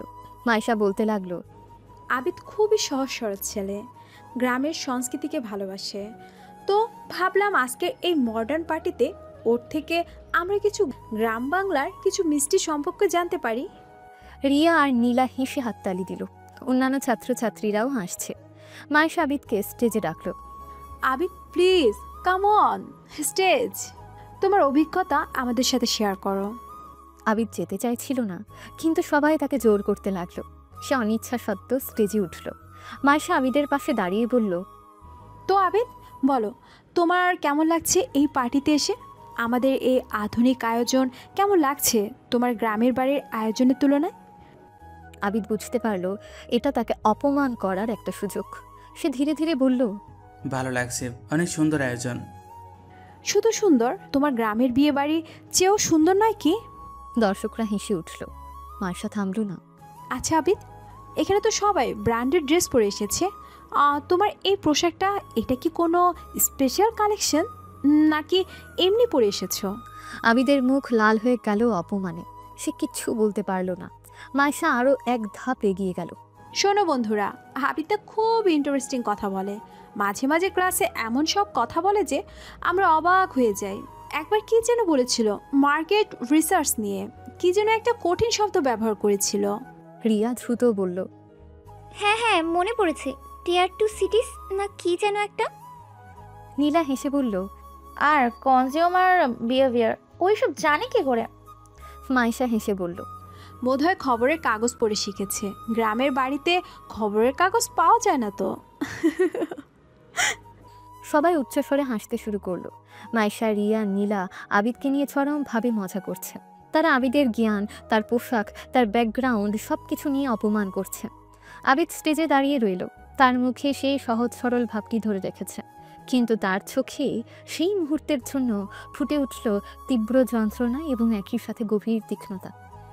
সে বুঝতে পারছে এদের উদ্দেশ্য কি, এদের কথায় সে কষ্ট পাচ্ছে, কিন্তু সেই কষ্টকে সে শক্তিতে রূপান্তরিত করছে। সে তাদের হাসির দিকে তাকালো, তার দৃষ্টি ছিল শান্ত, কিন্তু ভেতরে ভেতরে সে যেন এদের প্রতিটি শব্দ মনে রাখছিল। মাইশা মাইক্রোফোন ছেড়ে আবিদের পাশে এসে দাঁড়ালো, তার চোখে মুখে বিজয়ের হাসি। যাকগে, আবিদকে পেয়ে আমাদের বেশ মজা হলো। থ্যাঙ্কস আবিদ আসার জন্য। আবিদ নীরবে স্টেজ থেকে নেমে গেল, কেউ তাকে আটকালো না, সবাই তখনও হাসছে। চরম অপমানের পর আবিদ যেন অদৃশ্য হয়ে গেল ভিড়ের মাঝে। পার্টির এক কোণে কিছু প্রভাবশালী ব্যবসায়ী নিজেদের মধ্যে কথা বলছিলেন। তারা একটা বড় বিজনেস ডিলের ফাইন্যান্সিয়াল প্ল্যান নিয়ে আলোচনা করছিলেন। তাদের আলোচনা বেশ জটিল এবং প্রযুক্তিগত শব্দে ভরা। আবিদ অপমানিত হয়ে সেখান থেকে সরে এসে একটা নিরিবিলি জায়গায় দাঁড়িয়েছিল। পাশে এসে ব্যবসায়ীরা কথা বলছেন, তাদের আলোচনা আবিদের কানে গেল। একজন ব্যবসায়ী বলছিলেন, The valuation is tricky given the current market volatility and the projected ROI. Financing through traditional methods might be risky. We need to explore alternative structures, maybe a layered investment model with staggered payouts linked to performance milestones. অন্য ব্যবসায়ী জবাব দিলেন, But that increases the complexity of the exit strategy. What about leveraging offshore account for the first-aid fund development? What need to move quickly before the competitor catch wind of this? Abid তাদের কথা শুনল। তার সহজ সরল মুখভাবটি হঠাৎ করে বদলে গেল। তার চোখে মুখে ফুটে উঠল গভীর মনোযোগ এবং তীক্ষ্ণ বিশ্লেষণ ক্ষমতা। তার মনে হলো এই প্ল্যানে একটা বড় গলদ আছে, অথবা এর পেছনে কোনো লুকানো উদ্দেশ্য আছে। আবিদ না চাইতেই তাদের আলোচনার মাঝে ছোট্ট একটি মন্তব্য করে বসল। তার স্বাভাবিক কণ্ঠস্বরে নয়, যেন অন্য একজন কথা বলছে। রিস্ক অফ ক্যাপিটাল ফ্লাইট হতে পারে যদি এক্সিট স্ট্র্যাটেজি ক্লিয়ার না থাকে। ব্যবসায়ীরা আবিদের কথা শুনে অবাক হয়ে ঘুরে তাকালেন। তাদের সামনে দাঁড়িয়ে আছে সেই গ্রাম্য পোশাকের ছেলেটি। একজন ব্যবসায়ী আবিদের দিকে তাকিয়ে ভ্রু কুঁচকে জিজ্ঞেস করলেন, তুমি এসব বুঝো? আবিদ দ্রুত নিজেকে সামলে নিল, আবার সেই সহজ সরল ভাব ফিরে এলো। মাথা চুলকে বলল, না মানে টিভিতে শুনছিলাম একদিন, তাই বললাম আর কি। দ্বিতীয় ব্যবসায়ী হেসে উঠলেন, টিভি দেখে এসব শিখেছে? যাক বাবা, আজকাল টিভিতেও জ্ঞান দিচ্ছে দেখছি। প্রথম ব্যবসায়ী আবিদের দিকে আর মনোযোগ দিলেন না। তিনি তার সঙ্গীর দিকে ফিরে আগের আলোচনাতেই ফিরে গেলেন, যেন আবিদের কথাটি শোনা হয়নি। মাইশা দূর থেকে দৃশ্যটি দেখছিল। আবিদ ওসব হাই প্রোফাইল বিজনেস টাইপদের সাথে কি কথা বলছে। সে অবাক হয়েছিল। তারপর দেখলো ব্যবসায়ীরা হেসে উঠল, আর আবিদ মাথা নিচু করে সরে গেল। মাইশা মনে করলো আবিদ হয়তো কোনো বোকার মতো কথা বলেছে, আর তারা মজা পেয়েছে। কিন্তু মাইশার মনে আবিদের ওই মুহূর্তে সিরিয়াস মুখটা আর তার বলা কথাগুলো ছোট্ট একটা প্রশ্ন চিহ্ন এঁকে দিয়ে গেল। সে ভাবলো হয়তো আন্দাজে বলেছে, কিন্তু নিশ্চিত হতে পারল না। পার্টি শেষ হওয়ার অনেক আগেই আবিদ সবার অলক্ষ্যে সেখান থেকে বেরিয়ে গেল। তার মনে চরম অপমান আর কষ্ট। সে একা একা হেঁটে যাচ্ছে অন্ধকারে।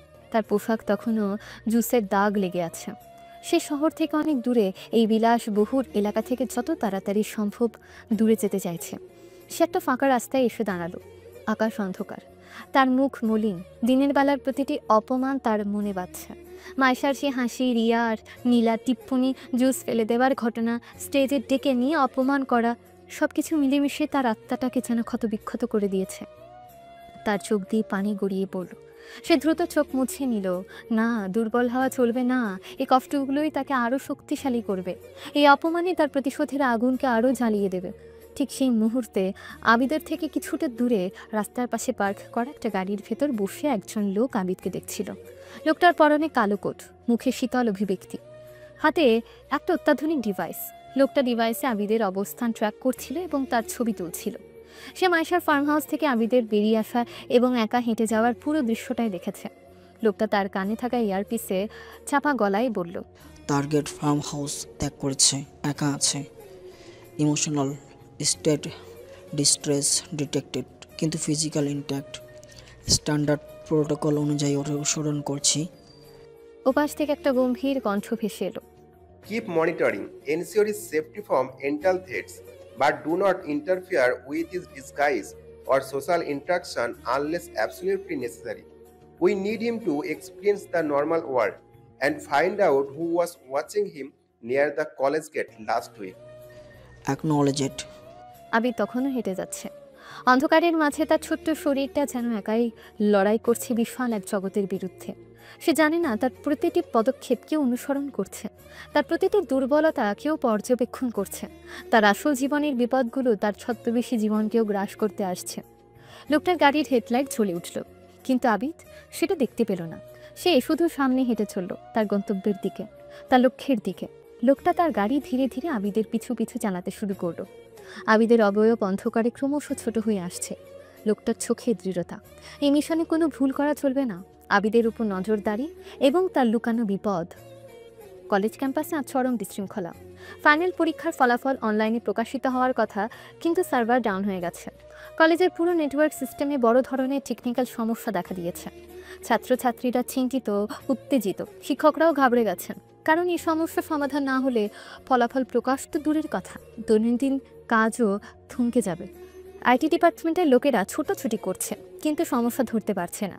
মাইশা, রিয়া এবং নীলাও ভিড়ের মধ্যে দাঁড়িয়ে আছে, তাদের মুখে বিরক্তি এবং টেনশন। মাইশা অধৈর্য হয়ে বলল, এটা কি অবস্থা? সামান্য একটা ওয়েবসাইট মেনটেন করতে পারো না, এখন কি হবে?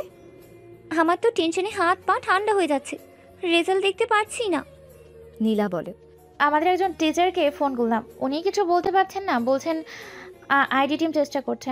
একজন শিক্ষক এসে ঘোষণা করলেন, ছাত্রছাত্রীরা শোনো, টেকনিক্যাল সমস্যা হয়েছে, আমাদের টিম চেষ্টা করছে, তোমরা একটু অপেক্ষা করো। একজন ছাত্র চিৎকার করে বলল, আর কত অপেক্ষা করব স্যার, আমাদের অ্যাপ্লাই করার ডেট চলে যাচ্ছে। চারদিকে শুধু হতাশা আর অভিযোগ। আবিদ সেই ভিড়ের একপাশে চুপচাপ দাঁড়িয়ে সব কিছু দেখছে। তার মুখে সেই সহজ সরল ভাব। সে দেখছে আইটি টিম কিভাবে কাজ করছে, কি কি সমস্যা হচ্ছে। তার চোখে মুখে ফুটে ওঠে সাটল বিশ্লেষণ ক্ষমতা, যা অন্যেরা লক্ষ্য করছে না। আইটি টিমের প্রধান হতাশ হয়ে বলল, কিছুতেই বুঝতে পারছি না সমস্যাটা কোথায়। পুরো সিস্টেম বসে গেছে, মনে হচ্ছে মেজর কোনো অ্যাটাক আর না হলে ভাইরাস ঢুকেছে। হঠাৎ আবিদ ভিড়ের মধ্য থেকে একটু এগিয়ে গেল। সে আইটি টিমের প্রধানের কাছে গিয়ে ধীরে ধীরে বলল, আচ্ছা স্যার, আমি কি একটু দেখতে পারি? আইটি প্রধান আবিদের পোশাক এবং চেহারা দেখে অবাক হলেন। তার মুখে বিরক্তি ফুটে উঠল। তুমি কি দেখবে? যাও যাও, এটা তোমার কাজ নয়। মাইশা, রিয়া এবং নীলা আবিদকে এগিয়ে যেতে দেখে হেসে ফেলল। মাইশা বলল, দেখ দেখ, খ্যাতটা টেকনিশিয়ান হয়ে গেছে। রিয়া হেসে বলল, হয়তো ভাবছি কম্পিউটার মানে ক্যালকুলেটর ভেঙে গেছে। নীলা টিপ্পনি কাটল, যাও যাও, তোমার কাজ নেই এখানে, যাও তোমার ক্ষেত খামারের হিসাব করোগে। আবিদ তাদের কথায় কান দিল না। সে আইটি প্রধানকে বলল, স্যার, আমি হয়তো সমস্যাটা ধরতে পারবো, একটা সুযোগ দিন। আইটি প্রধান ইতস্তত করছেন। অন্য টেকনিশিয়ানরাও হেসে আবিদের দিকে তাকাচ্ছেন, কিন্তু তাদের হাতে আর কোনো উপায় নেই। সমস্যা কিছুতেই সমাধান হচ্ছে না। ডেসপারেশন থেকে আইটি প্রধান রাজি হলেন। ঠিক আছে, দেখো, কিন্তু কোনো কিছুতে হাত দেবে না, শুধু দেখো। আবিদ আইটি রুমে প্রবেশ করল। মাইশা এবং তার বন্ধুরা দরজার বাইরে ভিড়ের সাথে দাঁড়িয়ে দেখছে। তাদের মুখে উপহাস। আবিদ কম্পিউটারগুলোর সামনে দাঁড়ালো। তার চেহারা বদলে গেল। সে সহজ সরল ভাব নিয়ে আছে গভীর মনোযোগ। সে কিবোর্ডের উপর হাত রাখল। তার আঙুলগুলো অবিশ্বাস্য দ্রুত গতিতে কিবোর্ডের উপর দিয়ে চলতে লাগলো। সে কমান্ড প্রম্পটে এমন কিছু কোড টাইপ করেছে যা দেখে আইটি টিমের লোকেরাও অবাক হচ্ছে। আইটি প্রধান অন্য টেকনিশিয়ানদের ফিসফিস করে বললেন, এইসব কি করছে? এসব কোড তো। আবিদ একই সাথে কয়েকটা মনিটর দেখছে, ডেটা বিশ্লেষণ করছে। তার চোখ মুখ দেখে মনে হচ্ছে সে অত্যন্ত কঠিন কোনো কাজ করছে, কিন্তু তার হাত চলছে সাবলীলভাবে। সে মাঝে মাঝে ছোট ছোট কমেন্ট করছে, যা আইটি টিমের কাছে অত্যন্ত গুরুত্বপূর্ণ মনে হচ্ছে। আবিদ বলল, মনে হচ্ছে এক্সটার্নাল সার্ভার থেকে ম্যালিশিয়াস অ্যাটেম্প্ট হয়েছিল, ফায়ারওয়াল ব্রেক করার চেষ্টা হয়েছে, সম্ভবত একটা ব্যাকডোর এন্ট্রি তৈরি হয়েছে। আইটি টিমের লোকেরা আবিদের কথা শুনে অবাক হয়ে গেল। এসব অত্যন্ত টেকনিক্যাল কথা যা একজন সাধারণ ছাত্রের জানার কথা নয়। আবিদের ছদ্মবেশের আড়ালে লুকিয়ে থাকা আসল বুদ্ধিটা বেরিয়ে আসতে শুরু করেছে। আবিদ দ্রুত কয়েকটা কমান্ড দিয়ে সিস্টেমে প্যাচ লাগালো এবং ব্যাকডোরটি বন্ধ করলো। তারপর সে সার্ভার রিস্টার্ট করলো। কয়েক মিনিটের মধ্যে বন্ধ হয়ে যাওয়া স্ক্রিনগুলো আবার জ্বলে উঠল। নেটওয়ার্ক কানেকশন ফিরে এলো। ফলাফল দেখার ওয়েবসাইটটি আবার খুলতে শুরু করলো। বাইরে দাঁড়িয়ে থাকা ছাত্রছাত্রীরা প্রথমে চুপ ছিল, তারপর বিস্ময়ে চিৎকার দিয়ে উঠল, ঠিক হয়ে গেছে, ওয়েবসাইট খুলছে। মাইশা, রিয়া, নীলা এবং অন্যান্যরা অবাক হয়ে আইটি রুমের দিকে তাকালো। তারা বিশ্বাস করতে পারছিল না যে আবিদ এটা করেছে। আইটি প্রধান উচ্ছ্বসিত হয়ে আবিদের হাত ধরলেন। তুমি এটা কিভাবে করলে? তুমি তো কামাল করে দিলে। কে তুমি? আবিদ দ্রুত আবার সেই সহজ সরল চরিত্রে ফিরে এলো। মাথা চুলকে হেসে বলল, জি স্যার, মানে আমি আসলে কম্পিউটার সম্পর্কে একটু জানি। ছোটোবেলায় একবার এক হ্যাকার সম্পর্কে একটা বই পড়েছিলাম। সেখানে এরকম কিছু টেকনিকের কথা লেখা ছিল, তাই মনে ছিল আর চেষ্টা করলাম। তার এই ব্যাখ্যা শুনে সবাই কিছুটা থমকে গেল। হ্যাকার নিয়ে বই পড়ে এত কিছু শিখে ফেলেছে, এটা কি সম্ভব? মাইশা আবিদের দিকে তাকিয়েছিল। তার মুখে সেই পরিচিত অহংকার আর তাচ্ছিল্য নেই, আছে শুধু বিস্ময় আর কনফিউশন। সে ভাবতেই পারল না যে এই খ্যাত ছেলেটার ভেতরে এমন দক্ষতা থাকতে পারে। তার সম্পর্কে মাইশার যে ধারণা ছিল সেটা যেন মুহূর্তে ভেঙে খান হয়ে গেল। রিয়া ফিসফিস করে মাইশাকে বলল, এটা কি হলো রে? ও কিভাবে ঠিক করলো? জানি না, হয়তো এমনি ঠিক হয়ে গেল আর ও ক্রেডিট নিয়ে নিল। মাইশা আর কিছু বলল না, সে শুধু আবিদের দিকে তাকিয়ে রইল। আবিদ তখন অন্য ছাত্রছাত্রীদের ভিড়ে মিশে যাচ্ছে, তার মুখে সেই সহজ হাসি। কিন্তু মাইশার মনে তার সেই মুহূর্তের তীক্ষ্ণ চেহারা আর দ্রুত হাতে কোড টাইপ করার দৃশ্যটা গেঁথে রইল। এদিকে শহরের অন্য প্রান্তে একটা বিলাসবহুল অফিসে বসে থাকা একদল লোক কম্পিউটার স্ক্রিনের দিকে তাকিয়েছিল। তাদের স্ক্রিনে দেখা যাচ্ছিল কলেজের নেটওয়ার্ক সিস্টেম হ্যাক করার প্রচেষ্টা ব্যর্থ হয়েছে। প্রধান ভিলেন জামান রাগান্বিত হয়ে টেবিলের উপর ঘুষি মারল। কি হচ্ছে এসব? হ্যাকিং ফেল করলো কেন? কে আছে কলেজে আমাদের সিকিউরিটি বাইপাস করার মতো? তার পাশে বসে থাকা একজন টেকনিক্যাল এক্সপার্ট বলল, স্যার, মনে হচ্ছে কেউ আমাদের মেলওয়ার্ডটা ডিটেক্ট করে ফেলেছে এবং দ্রুত প্যাচ লাগিয়েছে। এটা কোনো সাধারণ ছাত্রের কাজ নয়। তাহলে কি উনি? জামান তীব্র দৃষ্টিতে তাকালো। সম্ভবত ও নিজেকে লুকিয়ে রেখেছে, কিন্তু ওর দক্ষতা লুকাবে কি করে? খুঁজে বের করো। এই আবিদ কে? কলেজে কি করছে? ওর আসল পরিচয়টা কি? জানার ব্যবস্থা করো। আর আমাদের লোকটাকে বলো কলেজে নজরদারি আরো বাড়াতে। কলেজের পাশে একটা পার্কের বেঞ্চে বসে আছে সেই লোক, জাবিদের উপর নজর রাখছে। সেই লোক যে তার ডিভাইস একটা রিপোর্ট দেখছে, কলেজ নেটওয়ার্কের সমস্যার সমাধান এবং আবিদের ভূমিকার কথা সেখানে উল্লেখ আছে। লোকটা তার কানে থাকা ইয়ারপিসে চাপা গলায় কথা বলল। রিপোর্ট পেয়েছি। টার্গেট অসাধারণ টেকনিক্যাল দক্ষতা দেখিয়েছে। আমাদের ধারণা সঠিক। উনি ছদ্মবেশের আড়ালেও নিজের ক্যাপাবিলিটি লুকাতে পারছেন না। ওপাশ থেকে কণ্ঠস্বর ভেসে এলো, গুড। তার উপর নজর রেখো। আমাদের প্ল্যান পরিবর্তন করতে হতে পারে। ভিলেনদের মুভমেন্ট বেড়েছে, মনে হচ্ছে তারাও সন্দেহ করছে। ওদের কেউ কলেজে টার্গেটের উপর নজর রাখছে কিনা সেটা চেক করার চেষ্টা করছি।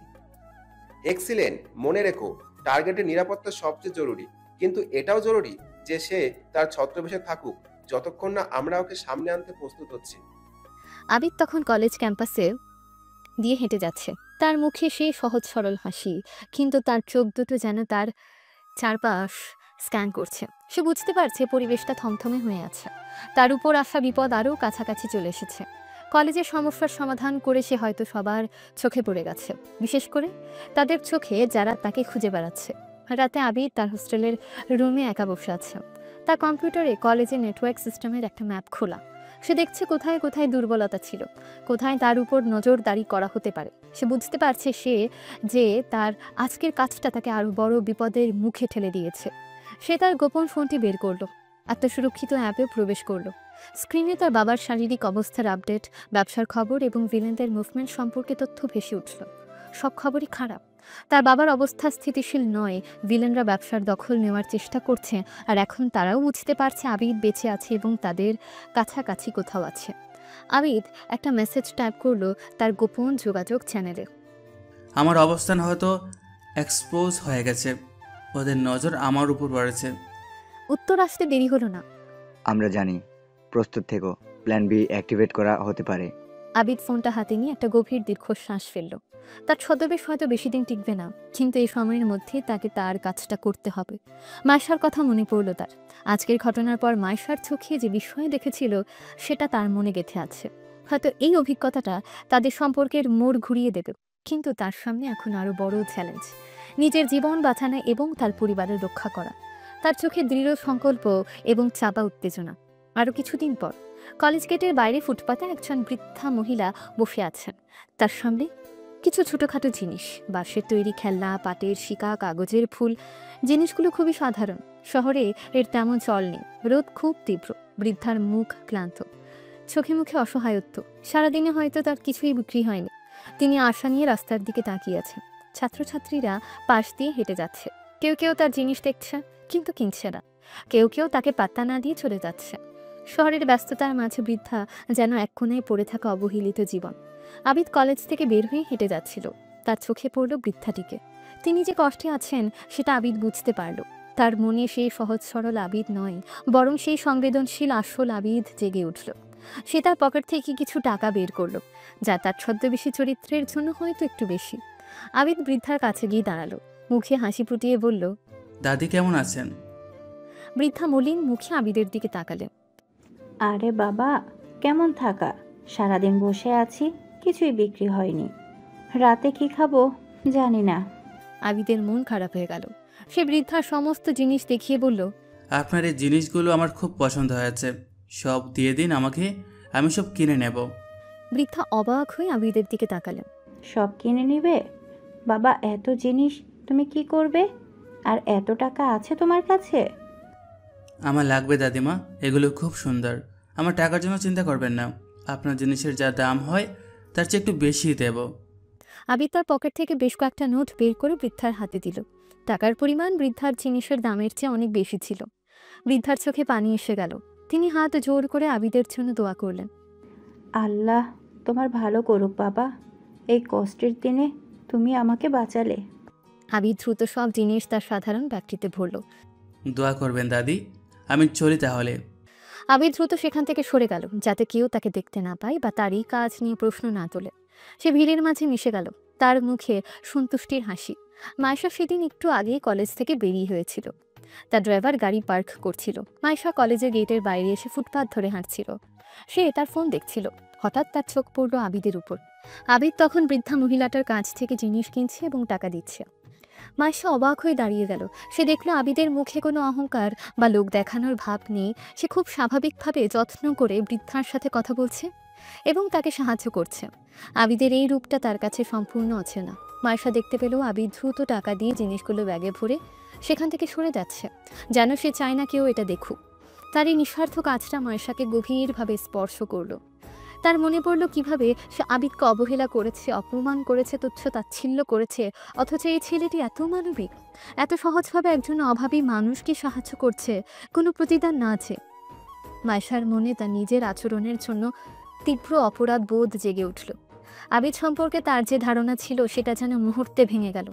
কিছুক্ষণ পর রিয়া এবং নীলা এসে মাইশার পাশে দাঁড়ালো। তারা দেখলো মাইশা চুপচাপ কি যেন ভাবছে। রিয়া বলল, কি রে মাইশা, এখানে দাঁড়িয়ে কি করছিস? চল, গাড়ি এসে গেছে। মাইশা তাদের দিকে ফিরল, তার মুখে বিষণ্ণতা। দেখলি? নীলা জিজ্ঞেস করলো, কি দেখবো, কি হয়েছে? মাইশা আবিদের চলে যাওয়ার দিকে ইশারা করে বলল, আবিদ ওই একটা বৃদ্ধ মহিলাকে সাহায্য করলো, তার সব জিনিস কিনে নিল অনেক বেশি টাকা দিয়ে। ও আচ্ছা, হয়তো লোক দেখানোর জন্যই করেছে। আজকাল অনেকেই এসব করে। নীলা বলল, হ্যাঁ রে, ছবি টবি তুলেছে কিনা দেখলি না তো? সোশ্যাল মিডিয়াতে দেবে হয়তো। মাইশা তাদের কথায় বিরক্ত হলো। না, তোরা দেখিসনি? ও খুব স্বাভাবিকভাবে কাজটা করলো। কেউ দেখেছে কি না সেদিকে খেয়ালই ছিল না।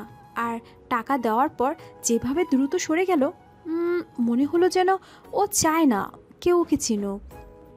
কিন্তু ও তো ওই রকমই খ্যাত অপদার্থ। কিন্তু যে লোকটা এত ভালো কাজ করতে পারে সে কি সত্যি অপদার্থ হয়? আমরা কি ওকে ভুল বুঝছি? তুই ওর সামান্য একটা ভালো কাজ দেখে করে যাচ্ছিস নাকি?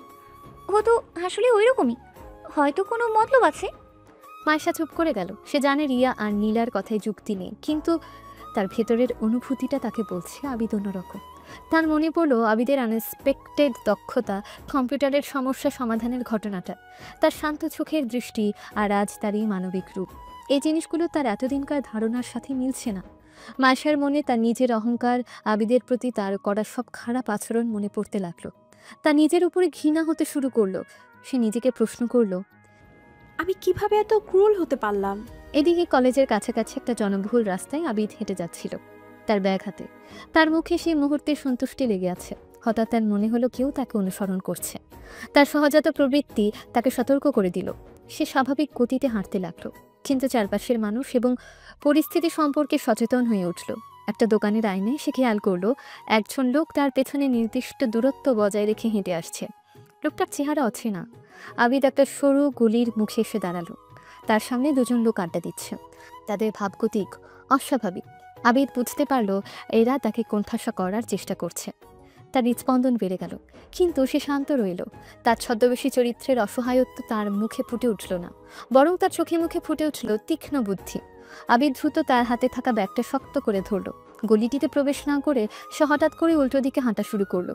পেছনে থাকা লোকটা এবং গলির মুখে দাঁড়িয়ে থাকা দুজন লোক আবিদের এই আনএক্সপেক্টেড মুভমেন্ট দেখে কিছুটা হকচকিয়ে গেল। পেছনের লোকটা দ্রুত গতিতে আবিদের দিকে এগিয়ে আসতে শুরু করলো। আবিদ বুঝল পালাতে গেলে ধরা পড়ে যাবে। সে তার কৌশল পরিবর্তন করলো।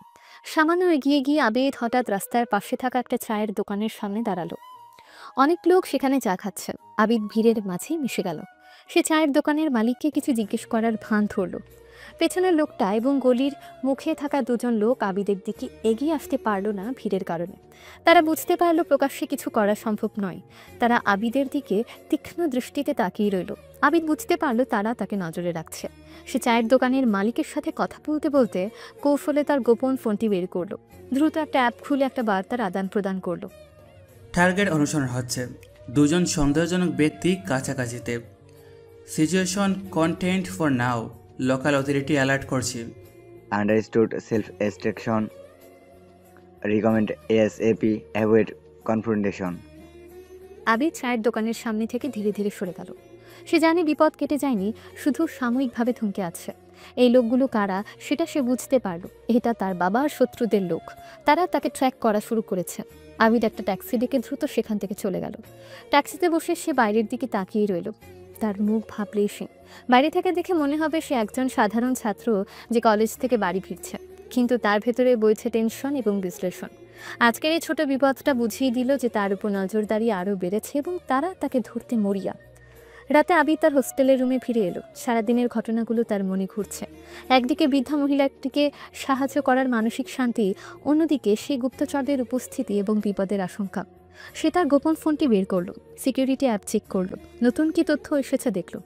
ভিলেনদের মুভমেন্ট এবং তার নিজের নিরাপত্তা ব্যবস্থা নিয়ে আপডেট পেল। তার বাবার অবস্থার খবরও নিল।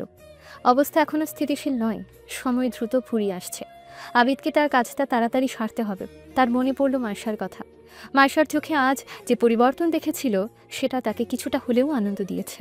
হয়তো মার্শা একদিন তাকে বুঝতে পারবে, কিন্তু তার আসল পরিচয় জানার পর মার্শার প্রতিক্রিয়া কী হবে সেটা সে জানে না।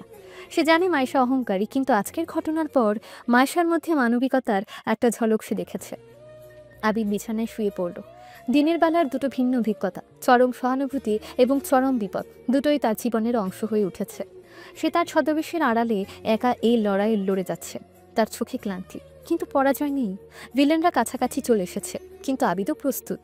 মার্শার মনে তার সম্পর্কে নতুন ধারণা তৈরি হচ্ছে, যা হয়তো ভবিষ্যতে গুরুত্বপূর্ণ হবে। আবিদের এই দুটো জীবন, সাধারণ ছাত্র এবং গোপন কোটিপতি, এখন আরও বেশি করে একে অপরের সাথে জড়িয়ে যাচ্ছে। পরের দিন কলেজ ক্যাম্পাসের একটা শান্ত বিকেল। ক্লাস শেষ হয়েছে। আবিদ একটা নিরিবিলি জায়গায় একটা বড় গাছের নিচে একা বসে আছে।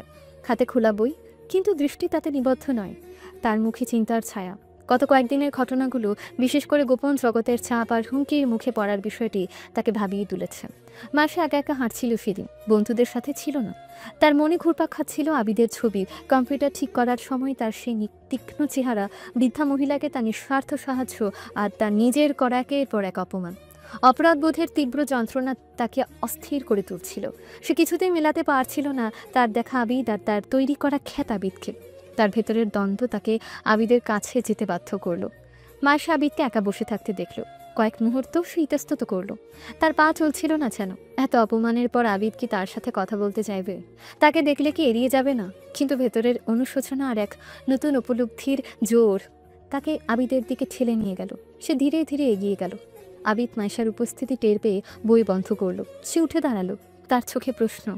মার্শার মুখে সে পরিচিত অহংকার নিয়ে বদলে এসেছে কিছুটা লজ্জা আর ইতস্তত ভাব। সে কি বলবে বুঝতে পারছে না। মার্শা আবিদের সামনে এসে দাঁড়ালো, দৃষ্টি মাটির দিকে। ধীরে ধীরে বলল, এই যে তুমি আবিদ। জি। মায়েশা দীর্ঘশ্বাস ফেলে বলল, তোমাকে কিছু কথা বলার ছিল, মানে আমি জানি না কিভাবে বলবো, এটা খুব কঠিন। আবিদ মায়েশার মুখের দিকে তাকালো। তার পরিবর্তনটা সে বুঝতে পারছে। তার ভেতরের আসল আমিটা খুশি হচ্ছে মায়েশার এই উদ্যোগ দেখে। সে নীরবে মায়েশাকে কথা বলার সুযোগ দিল। মায়েশা ধীরে ধীরে মুখ তুলে আবিদের চোখের দিকে তাকালো। তার কণ্ঠে অনুতাপ স্পষ্ট।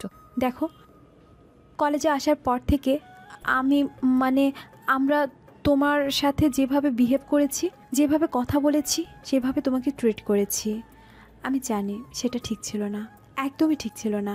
সে আরেকটু এগিয়ে গেল। বিশেষ করে আমি খুব অহংকারী ছিলাম, খুব বাজে ছিলাম তোমার সাথে।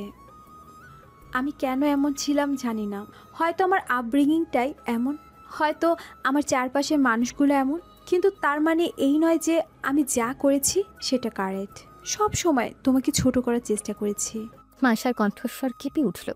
তোমার পোশাক নিয়ে, তোমার কথা বলা নিয়ে, তুমি কোথা থেকে এসেছো সেটা নিয়ে, লোকনৃত্য নিয়ে, ফিল্ড ট্রিপে, পার্টির দিন, সব জায়গায় আমি শুধু তোমাকে অপমান করার সুযোগ খুঁজেছি, আর পেয়েওছি। তার চোখ দিয়ে প্রায় পানি চলে আসার মতো অবস্থা।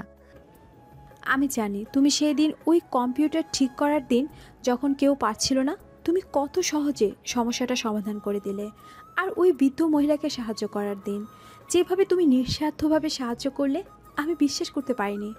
আমার ভিতরে সব ধারণা ভেঙে গিয়েছিল। মায়েশা আবিদের দিকে তাকিয়ে বলল, তুমি আসলে কতটা ভালো, কতটা ক্যাবেল। আমি ভুল ছিলাম, আমার পুরো ধারণাটাই ভুল ছিল। আর আমি এতই অন্ধ আর অহংকারী ছিলাম যে তোমার ভিতরের ভালো মানুষটাকে দেখতে পারিনি। মানুষের ভুল হতেই পারে, আর বাইরের রূপ থেকে অনেক সময় আসল মানুষটাকে চেনা যায় না। না, এটা শুধু ভুল ছিল না, এটা খুব অন্যায় ছিল। আমি ইচ্ছে করে তোমাকে কষ্ট দিয়েছি। আমি জানি না আমি কিভাবে এতটা কঠিন হতে পারলাম, আমি নিজেকে চিনতে পারছি না। সে আবিদের চোখের দিকে তাকিয়ে বলল, তুমি কেন এমন? এত কিছুর পরও তোমার মুখে কোনো রাগ নেই, কোনো অভিযোগ নেই আমার বিরুদ্ধে? তুমি কিভাবে পারো? আবিদ মৃদু হাসল। এই হাসিটা ছিল আন্তরিক এবং গভীর। রাগ করে কি হবে? আর তুমি তো এখন বুঝতে পারছো, এটা আমার জন্য অনেক। মায়েশার মনে হলো আবিদ যেন এক বিশাল হৃদয়ের মানুষ। সে কতটা কষ্ট পেয়েছে তার কথায়, অথচ তার মুখে কোনো অভিযোগ নেই। এই সরলতা আর বিশালতা মায়েশাকে মুগ্ধ করল। তার মনে হলো আবিদের ভেতরের জগৎটা তার বাইরের চেহারার চেয়ে সম্পূর্ণ ভিন্ন। তার নিজের জগৎটা আবিদের কাছে কতটা তুচ্ছ আর ফাঁপা সেটা সে বুঝতে পারল। মায়েশা একটু ইস্তত করে বলল, আমি জানি না তুমি আমাকে ক্ষমা করতে পারবে কিনা, হয়তো সম্ভব নয়, কিন্তু আমি চেষ্টা করতে চাই তোমার প্রতি আমার আচরণের জন্য। আমরা কি বন্ধু হতে পারি? আবিদের চোখে মুখে আনন্দ ফুটে উঠল।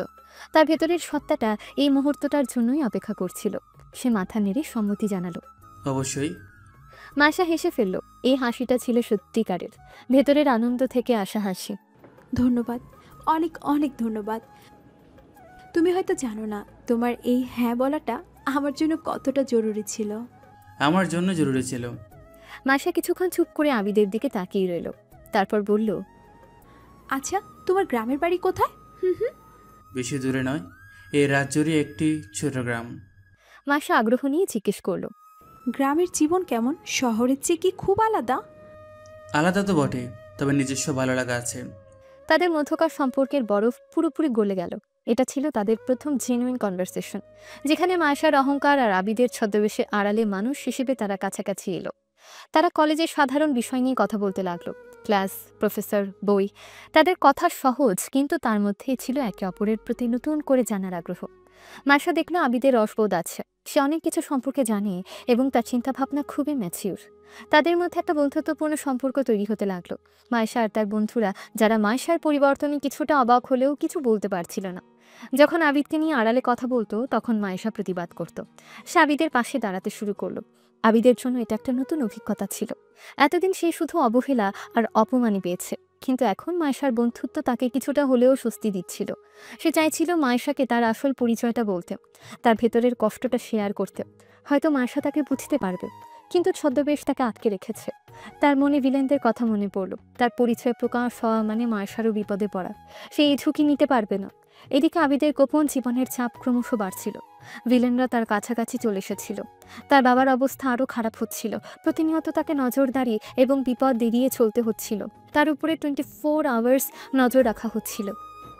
একদিন রাতে আবিদ তার হোস্টেলের রুমে একা বসেছিল। বাইরের দুনিয়া শান্ত, কিন্তু আবিদের ভেতরে চলছিল চরম মানসিক যন্ত্রণা। সারাদিনের ক্লান্তি এবং চাপা টেনশন তাকে গ্রাস করেছিল। মাইশার সাথে তার নতুন সম্পর্ক তাকে কিছুটা আনন্দ দিচ্ছিল ঠিকই, কিন্তু তার গোপন জীবনের বাস্তবতা সে আনন্দকে ম্লান করে দিচ্ছিল। ভিলেনদের তরফ থেকে একটা সরাসরি হুমকি এসেছে তার গোপন যোগাযোগ চ্যানেলে। তারা জানে আবিদ বেঁচে আছে এবং শীঘ্রই তাকে খুঁজে বের করবে। আবিদের হাত কাঁপতে লাগলো। সময় দ্রুত ফুরিয়ে আসছে, তাকে জলদি কিছু করতে হবে। কিন্তু কি করবে সে? তার ছদ্মবেশ তাকে অনেক সুযোগ দিয়েছে ঠিকই, কিন্তু একই সাথে তাকে একা করে দিয়েছে। সে তার আসল ক্ষমতা ব্যবহার করতে পারছে না সবার সামনে। এই অসহায়ত্ব তাকে ভেতর থেকে ভেঙে দিচ্ছিল। তার মনে পড়ল মাইশার কথা। যদি সে মাইশাকে সব কিছু বলতে পারত, যদি তার এই কঠিন সময় মাইশা পাশে থাকতো, যদি তার কাঁধে মাথা রেখে একটু কাঁদতে পারত, কিন্তু সেটা সম্ভব নয়। তার পরিচয় জানার পর মাইশার প্রতিক্রিয়া কী হবে সেটা সে জানে না। হয়তো মাইশা তাকে বিশ্বাসই করবে না, হয়তো ভয় পেয়ে দূরে চলে যাবে। আবিদ ধীরে ধীরে মেঝেতে বসে পড়ল। তার চোখে পানি এসে গেল। সে একা একা ফিসফিস করে কথা বলতে লাগলো, যেন তার ভেতরের আত্মাটা কথা বলছে। আর কতদিন এভাবে থাকতে হবে? এই মিথ্যা জীবন আর কতদিন? প্রতিদিন এই অভিনয়, সবার সামনে অন্য একজন হয়ে থাকা, আর ভেতরে ভেতরে এই ছাপ সহ্য করা। সে নিজের পোশাকের দিকে তাকালো। এই পোশাক, এই চেহারা, এই সহজ সরল ভাব, এটা তো আমি নই। আমার ভেতরের আসলে আমিটা কোথায় হারিয়ে গেল? আমি কে? আমি কি আবিদ, নাকি শুধু একটা ছদ্মবেশ? তার বাবার কথা মনে পড়ল, তার পরিবারের কথা। তাদের বাঁচানোর দায়িত্ব তার উপর, কিন্তু এই একা লড়াইয়ে সে ক্লান্ত হয়ে পড়েছে। তার মনে হচ্ছে সে হেরে যাচ্ছে। মাইশা, তুমি যদি জানতে, যদি বুঝতে পারতে আমি কে, কিসের মধ্যে আছি, তুমি হয়তো আমাকে তখন এইভাবে অপমান করতে না। আর আজ যখন তুমি আমার সাথে ভালো ব্যবহার করছো, বন্ধু হতে চেয়েছো, তখন আমি তোমাকে সত্যিটা বলতে পারছি না। আমার ভেতরের কষ্টটা শেয়ার করতে পারছি না। তার মনে হলো এই ছদ্মবেশ একটা সোনার খাঁচা। বাইরে থেকে হয়তো সুরক্ষিত মনে হয়, কিন্তু ভেতরে সে বন্দী। তাকে বাইরের বিপদ থেকে বাঁচিয়েছে ঠিকই, কিন্তু তাকে তার নিজের সত্তা থেকে, তার প্রিয়জনদের থেকে দূরে সরিয়ে দিয়েছে। সে মন খুলে হাসতে পারছে না, ভালোবাসতে পারছে না মন খুলে, কষ্ট হলেও চিৎকার করে কাঁদতে পারছে না। আমি একজন ওয়ার্ল্ডের নাম্বার 1 কোটিপতি, কিন্তু আমার কোনো বন্ধু নেই যাকে আমি সত্যিটা বলতে পারি। আমার কোনো স্বাভাবিক জীবন নেই। আমি শুধু একজন পালাতক। আমার টাকা আছে, ক্ষমতা আছে, কিন্তু আমি একা। তার ভেতরের কষ্টটা বাঁধ ভেঙে বেরিয়ে আসতে চাইল। সে ফুপিয়ে কেঁদে উঠল। এই কান্না ছিল তার সব চাপা কষ্ট, অপমান, ভয়, দায়িত্ববোধের ছাপ এবং একাকিত্বের তীব্র বহিঃপ্রকাশ। একজন ওয়ার্ল্ডের নাম্বার 1 কোটিপতি, যে কিনা ছদ্মবেশে একজন খ্যাত ছিলে, সে আজ একা একা তার হোস্টেলের সাধারণ রুমে বসে কাঁদছে। তার ভেতরের যন্ত্রণাটা ছিল অসহ্য। কিছুক্ষণ পর সে নিজেকে সামলে নিল, চোখ মুছে নিল। তার মনে পড়ল তার বাবার মুখ, তার দেওয়া দায়িত্ব। কান্না তাকে দুর্বল করলে চলবে না, তাকে লড়তে হবে। সে আবার তার গোপন ফোনটি বের করলো, হাতে নিল। ভিলেনদের প্ল্যান সম্পর্কে আরও কিছু নতুন তথ্য পেল। পরিস্থিতি সত্যিই জটিল থেকে জটিলতর হচ্ছে। তার হাতে বেশি সময় নেই, কিন্তু তার ভেতরের দৃঢ়তা ফিরে এসেছে। কারণ কান্না তার ভেতরের সব জঞ্জাল ধুয়ে পরিষ্কার করে দিয়েছে। এখন সে আবার প্রস্তুত। মাইশার সাথে তার নতুন সম্পর্ক তাকে একটু আশা জাগিয়েছে ঠিকই, কিন্তু তার আসল জীবনের অন্ধকার তাকে গ্রাস করতে আসছে। সে প্রস্তুতি লড়াইয়ের জন্য। একা হলেও তাকে লড়তে হবে। তার চোখ দুটোতে আগামী দিনের কঠিন সংগ্রামের প্রতিচ্ছবি ফুটে উঠল। তার ভেতরের কষ্টটা তার সংকল্পকে আরও শক্তিশালী করেছে। আবির জানালার বাইরে রাতের অন্ধকারের দিকে তাকিয়ে আছে। শহরের আলো জ্বলছে নিচে। সে একা, কিন্তু তার চোখে দৃঢ় সংকল্প, এবং একই সাথে আগামী দিনের বিপদের আশঙ্কা তৈরি হয়। সে জানে এই শান্তি বেশি দিন থাকবে না। রাত গভীর। তার গোপন ফোনটি হাতে। স্ক্রিনে কয়েকটা ম্যাপ এবং ডেটা দ্রুত বদলে যাচ্ছে। তার মুখ গম্ভীর, চোখ দুটো তীক্ষ্ণ। সে বুঝতে পারছে জাল গুটিয়ে আসছে। তার সুরক্ষিত যোগাযোগ চ্যানেলে একটা মেসেজ এলো। ওরা মুভ করেছে। ফাইনাল অ্যাটেম্প্ট আজ রাতে। তোমার হোস্টেল লোকেশন টার্গেট। আবিদের হৃদস্পন্দন কি বেড়ে গেল। সে জানতো এমনটা হতে পারে, কিন্তু এত দ্রুত হবে ভাবেনি। সে তার ব্যাকআপ প্ল্যানগুলো মাথায় সাজিয়ে নিল। পালানোর রাস্তা, আত্মরক্ষার কৌশল, সবকিছু দ্রুত বিশ্লেষণ করছে। আরেকটা মেসেজ। ওরা তোমার ক্যাপাবিলিটি সম্পর্কে জানে। Expect heavy resistance, be extremely careful. Support is minutes away but you might be on your own entirely. Abid মেসেজগুলো দেখলো, তার কপাল বেয়ে ঘাম ছড়ছে। তার কাছে বেশি সময় নেই, সে দ্রুত তার সাধারণ পোশাকের নিচে একটা হালকা কিন্তু শক্ত বুলেট প্রুফ ভেস্ট পরে নিল। তার ব্যাগ থেকে কিছু অত্যাধুনিক গ্যাজেট বের করে লুকিয়ে রাখলো। একটা ছোট ইলেকট্রনিক জ্যামার, একটা শক্তিশালী কিন্তু ছোট্ট টিজার এবং একটা ধারালো কিন্তু সহজে লুকানো ছুরি। তার ছদ্মবেশের আড়ালে সে এখন একজন প্রস্তুত সৈনিক। হঠাৎ দরজায় জোরে টোকা পড়ল। আবিদ চমকে উঠল। এত রাতে? হোস্টেলের নিয়ম অনুযায়ী এত জোরে টোকা পড়ার কথা নয়। আবিদ দ্রুত ফোনটা লুকিয়ে ফেলল, মুখে সেই সহজ সরল ভাব ফুটিয়ে তুলল। কে? বাইরে থেকে কোনো উত্তর এলো না, শুধু আবার জোরে টোকা পড়ল। আবিদ বুঝল সময় নেই, সে দরজা খুলল না, জানালার দিকে ছুটে গেল। হোস্টেলের জানালা দিয়ে বাইরে পালানো কঠিন, কিন্তু চেষ্টা করতে হবে। হঠাৎ দরজা ভেঙে গেল। 3 জন লোক রুমে প্রবেশ করল। তাদের পরনে কালো পোশাক, মুখে মুখোশ, তাদের হাতে পিস্তল। একজন নির্দেশ দিল, ওর আসল চেহারা কি আমরা জানি না, কিন্তু ও একা। কাজ সেরে দ্রুত বের হতে হবে। আবিদকে দেখে তারা কিছুটা অবাক হলো। এত সাধারণ চেহারার একজন ছেলে, এই সেই লোক যার জন্য তাদের এত ঝামেলা পোহাতে হচ্ছে। আবিদকে দেখে একজন বলল, একেই খুঁজছিলে? দেখে তো মনে হচ্ছে গ্রামের সহজ সরল ছেলে। এ আমাদের কি করবে?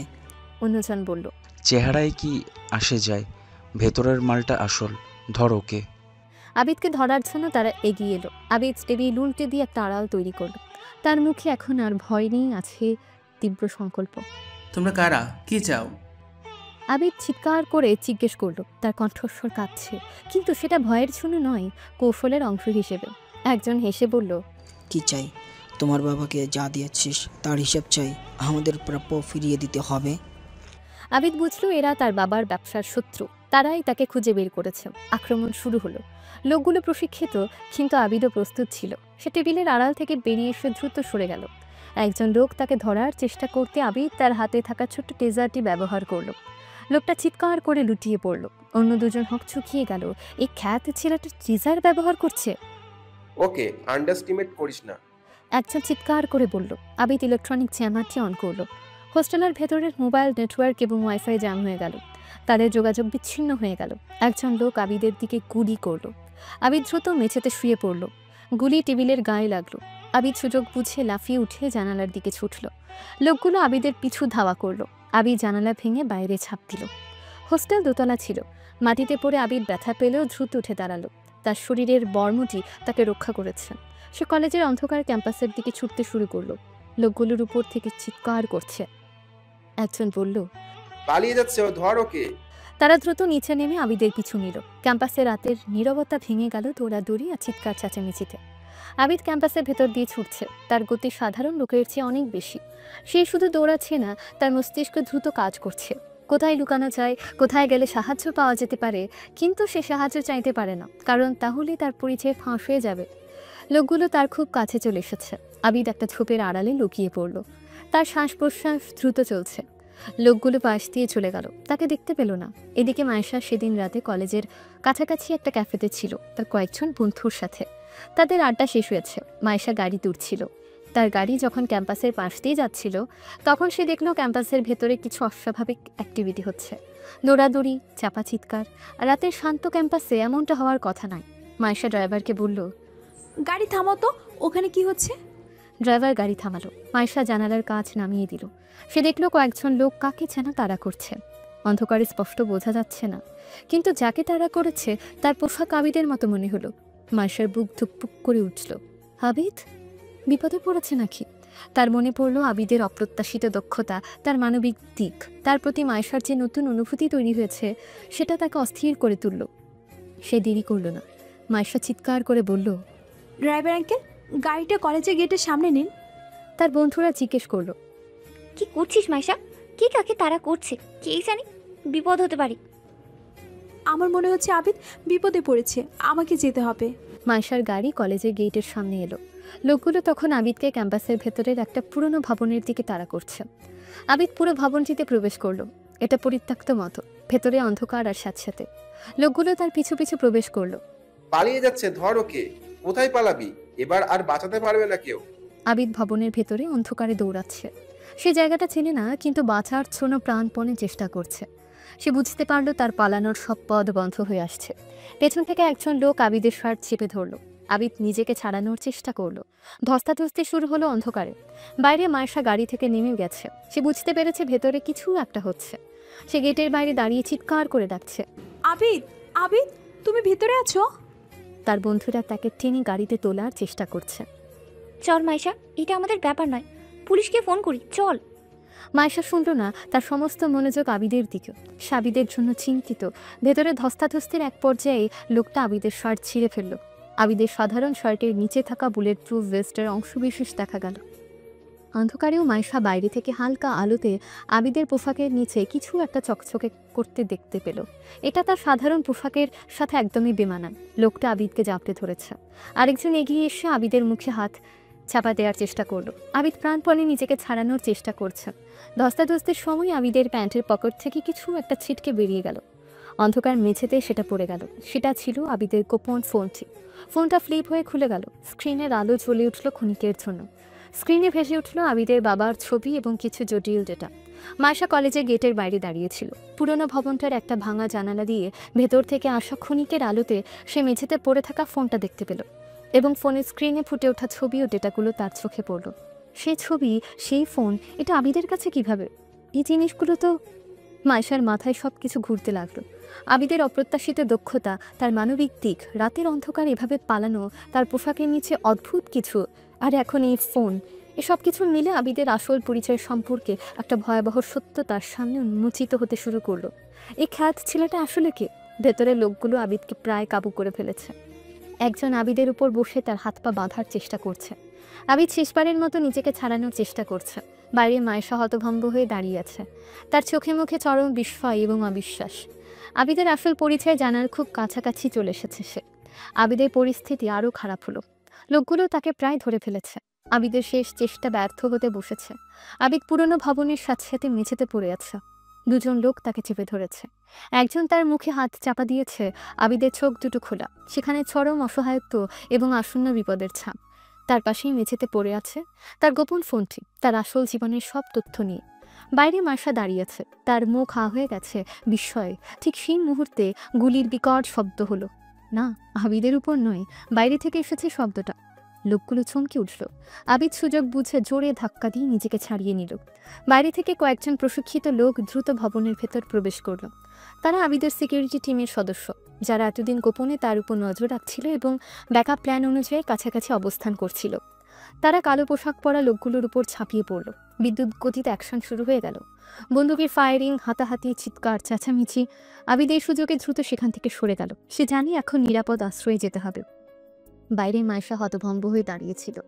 গুলির শব্দ শুনে সে আরও ভয় পেয়ে গেল। তার বন্ধুরা তাকে টানছিল সেখান থেকে চলে যাওয়ার জন্য, কিন্তু সে চোখ সরাতে পারছিল না। সে দেখল কালো পোশাক পরা লোকগুলোর সাথে অন্য কয়েকজন লোক লড়াই করছে। মায়েশার সামনে দিয়ে আবিদ ছুটে বেরিয়ে গেল। তার পোশাক ছেঁড়া, মুখে কালির দাগ, হাতে সেই সাধারণ ব্যাগটি। কিন্তু তার চোখে মুখে এখন আর সেই সহজ সরল ভাব নেই। আছে তীব্র লড়াইয়ের ক্লান্তি এবং একই সাথে স্বস্তির ছাপ। সে মায়েশার দিকে একবার তাকালো। তার চোখে মুখে জমা হওয়া বিস্ময় এবং ভয় দেখতে পেল। আবিদ কিছু বলল না, শুধু মাথা নেড়ে দ্রুত হেঁটে ক্যাম্পাসের বাইরে অন্ধকারের দিকে চলে গেল। মায়েশার বন্ধুরা তাকে গাড়িতে জোর করে তুলল। মাইশা, কি দেখলি এসব? চল চল, পুলিশকে ফোন করতে হবে। মায়েশা তখনও আবিদের চলে যাওয়ার পানি তাকিয়েছিল। তার মাথায় শুধু একটা চিন্তা ঘুরছে। সে ছেঁড়া পোশাকের নিচে কি দেখেছিল? সে ফোনের স্ক্রিনে কি ছিল? এই আবিদকে? তার মন তাকে বলছে সে এতদিন যাকে খ্যাত বলে জেনে এসেছে সে আসলে সম্পূর্ণ অন্য কেউ। পরদিন সকালে কলেজের খবর বিদ্যুৎ গতিতে ছড়িয়ে পড়ল। ক্যাম্পাসে রাতে গোলাগুলি হয়েছে, কয়েকজন আহত হয়েছে এবং কিছু লোক ধরা পড়েছে। পুলিশ তদন্ত করছে, কিন্তু আসল ঘটনা কেউ জানে না। সকাল 9টা নাগাদ একটা প্রাইভেট হেলিকপ্টার কলেজের মাঠে অবতরণ করল। সেখান থেকে কয়েকজন স্যুট পরা লোক নামল, তাদের সাথে আবিদ। কিন্তু এই আবিদ অন্যরকম। তার পরনে দামি স্যুট, চুল পরিপাটি আঁচড়ানো, মুখে সেই সহজ সরল ভাব নিয়ে আছে আত্মবিশ্বাস এবং ক্ষমতা। তার পাশে হাঁটছে তার সিকিউরিটি চিফ এবং আইনি উপদেষ্টা। তাদের দেখে কলেজের ছাত্রছাত্রীরা, শিক্ষক শিক্ষিকারা সবাই অবাক হয়ে গেল। এরা কারা, আর এদের সাথে আবিদ কেন? মায়েশা কলেজ এসেছিল। রাতের ঘটনা ঘোর তখনও কাটেনি। আবিদকে এভাবে স্যুট পরে নামতে দেখে তার চোখ ছানা বড়া হয়ে গেল। এটা কি দেখছে সে? হেলিকপ্টারের পাশে মিডিয়ার ভিড় জমে গেল দ্রুত। রিপোর্টাররা মাইক হাতে ছুটে এলো। একজন রিপোর্টার আবিদের দিকে মাইক বাড়িয়ে জিজ্ঞেস করলো, আপনি কি mister Abid Rahman, world wide গ্রুপের চেয়ারম্যান মিস্টার রহমান সাহেবের ছেলে, যাকে গত 6 মাস ধরে খুঁজে পাওয়া যাচ্ছিল না? এ প্রশ্ন শুনে পুরো ক্যাম্পাস স্তব্ধ হয়ে গেল। ছাত্রছাত্রীরা, শিক্ষকরা সবাই একে অপরের দিকে তাকাতে লাগলো অবিশ্বাস নিয়ে।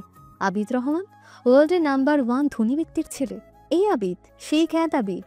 আবিদ মাইক্রোফোনে নিলেন। তার মুখে কোনো দ্বিধা নেই, কণ্ঠস্বর পরিষ্কার এবং দৃঢ়। হ্যাঁ, আমি আবিদ রহমান। তার এই সহজ স্বীকারোক্তি যেন বোমার মতো ফাঁসল। সবার মুখে চরম বিস্ময়। মাইশা তার জায়গায় দাঁড়িয়ে থাকতে পারল না, পাশের বেঞ্চে থপ করে বসে পড়ল। তার চোখ দিয়ে পানি গড়িয়ে পড়তে শুরু করলো। অনুশোচনা আর লজ্জায় তার মাথা নত হয়ে গেল। আবিদের সিকিউরিটি চিফ এগিয়ে এসে পরিস্থিতি নিয়ন্ত্রণে নিলেন। তিনি মাইক হাতে নিয়ে ঘোষণা করলেন, আপনারা সবাই হয়তো জানেন, গত কয়েক মাস ধরে মিস্টার রহমান সাহেবের শারীরিক অবস্থা ভালো ছিল না এবং তার অনুপস্থিতিতে কিছু অসৎ লোক তার ব্যবসার ক্ষতি করার এবং অবৈধভাবে সম্পত্তি দখলের চেষ্টা করেছিল। এই চক্রটি অত্যন্ত শক্তিশালী এবং বিপজ্জনক। তিনি ব্যাখ্যা করলেন কেন আবিদ ছদ্মবেশ নিয়েছিল। মিস্টার আবিদের জীবনের উপর সরাসরি হুমকি ছিল, তাই তাকে আত্মগোপনে যেতে হয়। তার বাবা এবং আমরা চেয়েছিলাম সে যেন সাধারণ জীবনটা কেমন হয় সেটা কাছ থেকে দেখে, সমাজের বিভিন্ন স্তরের মানুষ সম্পর্কে তার ধারণা তৈরি হোক। একই সাথে তাকে রক্ষা করার জন্য এই ছদ্মবেশটা জরুরি ছিল। গতরাতে যারা কলেজে সমস্যা তৈরি করেছিল তারা সেই চক্রের লোক। তারা আবিদকে খুঁজে বের করার চেষ্টা করেছিল, কিন্তু আমাদের সিকিউরিটি টিমের তৎপরতায় তাদের ধরা হয়েছে এবং পুরো চক্রটিকে চিহ্নিত করা হয়েছে। তিনি মাইক আবিদের দিকে বাড়িয়ে দিলেন। আবিদ সামনে দাঁড়ালো। তার চোখ একবার কলেজের ছাত্রছাত্রীদের উপর বুলিয়ে নিল। তাদের মুখের বিস্ময়, অবিশ্বাস, অনুশোচনা সবকিছু সে দেখতে পেল। তার চোখ মাইশার উপর এসে থামল। মাইশার নত মুখ, কান্না সবকিছু সে দেখল। তার মুখে কোনো প্রতিশোধের ভাব ছিল না, শুধু ছিল এক গভীর উপলব্ধি। আবিদ দৃঢ় কণ্ঠে বলল, আমি কেন ছদ্মবেশ নিয়েছিলাম সেটা আপনারা জানতে পেরেছেন? আমি চেয়েছিলাম আমার আসল পরিচয় নয়, একজন মানুষ হিসাবে আমার মূল্য কতটুকু সেটা বুঝতে। এই কলেজে এসে আমি অনেক অভিজ্ঞতা অর্জন করেছি। কিছু অভিজ্ঞতা খুব ভালো ছিল, কিছু খুবই কষ্টের। সে একটু থামল। তার কণ্ঠস্বর কিছুটা নরম হলো। আমার পোশাক নিয়ে, কথা বলা নিয়ে, আমার ব্যাকগ্রাউন্ড নিয়ে যারা আমাকে ছোট করেছেন, অপমান করেছেন, হয়তো আপনাদের জায়গায় থাকলে আমিও তাই করতাম। কারণ বাইরের চেহারাটা অনেক সময় ভেতরের সত্যিটাকে লুকিয়ে ফেলে। সে মাইশার দিকে তাকালো সরাসরি। মাইশা তখনও মাথা নিচু করে আছে। আবিদ বলল, আমি এখানে কাউকে ছোট করতে আসিনি, কাউকে প্রমাণ করতেও আসিনি, শুধু নিজেকে জানতে এসেছিলাম আর কিছু দায়িত্ব পালন করতে এসেছিলাম। তার কথা শেষ হওয়ার পর আবার গুঞ্জন শুরু হলো। ছাত্রছাত্রীরা নিজেদের মধ্যে ফিসফিস করছে। তাদের মুখের ভাষা পাল্টে গেছে। যারা এতদিন আবিদকে খ্যাত বলে ডেকেছে তারা এখন তাকে স্যার, মিস্টার আবিদ বলে ডাকছে। কেউ কেউ এগিয়ে এসে কথা বলার চেষ্টা করছে। একজন ছাত্র এগিয়ে এসে তোতলানো গলায় বলল, স্যার, মানে আবিদ ভাই, আমি বুঝতে পারিনি, আমাকে ক্ষমা করে দিবেন। আবিদ তাদের দিকে তাকিয়ে একটা শান্ত হাসি দিল। কিছু মনে করেনি। যারা এতদিন আবিদকে অবহেলা করেছে, অপমান করেছে, তারা সবাই অনুশোচনায় ভুগছে। তাদের মনে হচ্ছে তারা কত বড় ভুল করেছে। টাকার পাহাড়ের দিকে তাকিয়ে তারা একজন আসল হীরাকে চিনতে পারেনি। মাইশা তখনও বসে আছে। তার পৃথিবী যেন উল্টে গেছে। যাকে এসে এত তুচ্ছ জ্ঞান করেছে, যে তার কাছে ছিল হাসির পাত্র, সে আসলেই বিশাল সাম্রাজ্যের অধিকারী। আবিদের প্রতিটি অপমান, প্রতিটি তাচ্ছিল্য তার মনে বাজছে। সে বুঝতে পারছে তার অহংকার তাকে কতটা অন্ধ করে তুলেছে।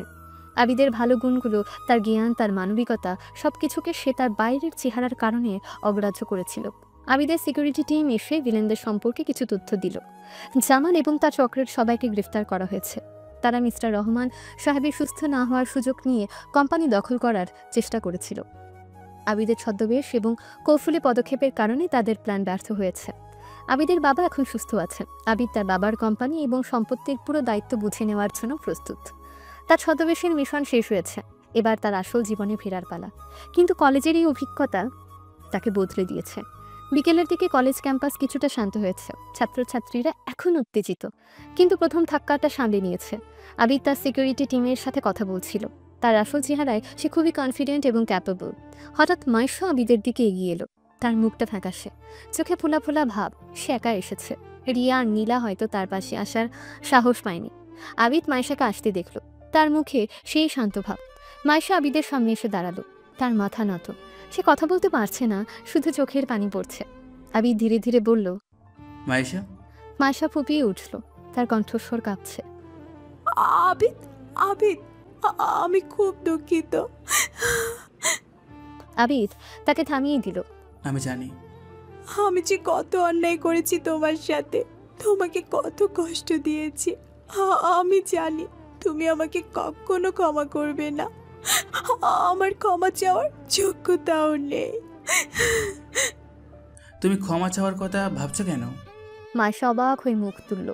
আবিদ বলল, আমি তো আগেই বলছি আমি কিছু মনে করিনি, আর তুমি এখন বুঝতে পারছো, এটাই আমার জন্য যথেষ্ট। মায়েশার অনুশোচনা আরও বেড়ে গেল। সে আবিদের ভালো মানুষটা আরও বেশি করে বুঝতে পারল। কিন্তু আমি কিভাবে এত অন্ধ হতে পারলাম? আমার অহংকার, আমার টাকা, এসব আমাকে কিচ্ছুই দেখতে দেয়নি। আমি তোমাকে শুধু তোমার পোশাক দিয়ে বিচার করেছি, তোমার কথা দিয়ে বিচার করেছি। সে কান্নায় ভেঙে পড়ল। আমি নিজেকে খুব ঘৃণা করছি আবিদ, আমি খুব খারাপ একটা মেয়ে। আবিদ ধীরে ধীরে মায়েশার পাশে এসে দাঁড়ালো, তার কাঁধে হাত রাখলো। না মাইশা, তুমি খারাপ নও, শুধু ভুল পথে ছিলে। তোমার চারপাশের জগৎ তোমাকে ভুল শিখিয়েছে, কিন্তু তোমার ভেতরের মানুষটা ভালো। আমি দেখেছি তুমি মানবিক, তুমি বুঝতে পারো। মায়েশা আবিদের দিকে তাকিয়ে রইল। তার কথাগুলো মায়েশাকে কিছুটা শান্তি দিল। আবিদ তাকে ক্ষমা করে দিয়েছে। এত কিছুর পরও আবিদ তার কাঁধ থেকে হাত সরিয়ে নিল। তোমার অনুশোচনা সত্যি, এটা আমি বুঝতে পারছি। নিজেকে কষ্ট দিও না। আর আমাদের বন্ধুত্ব যেটুকুই হচ্ছিল সেটা কি থাকবে? থাকবে। আবিদের চোখে একটা গভীর দৃষ্টি।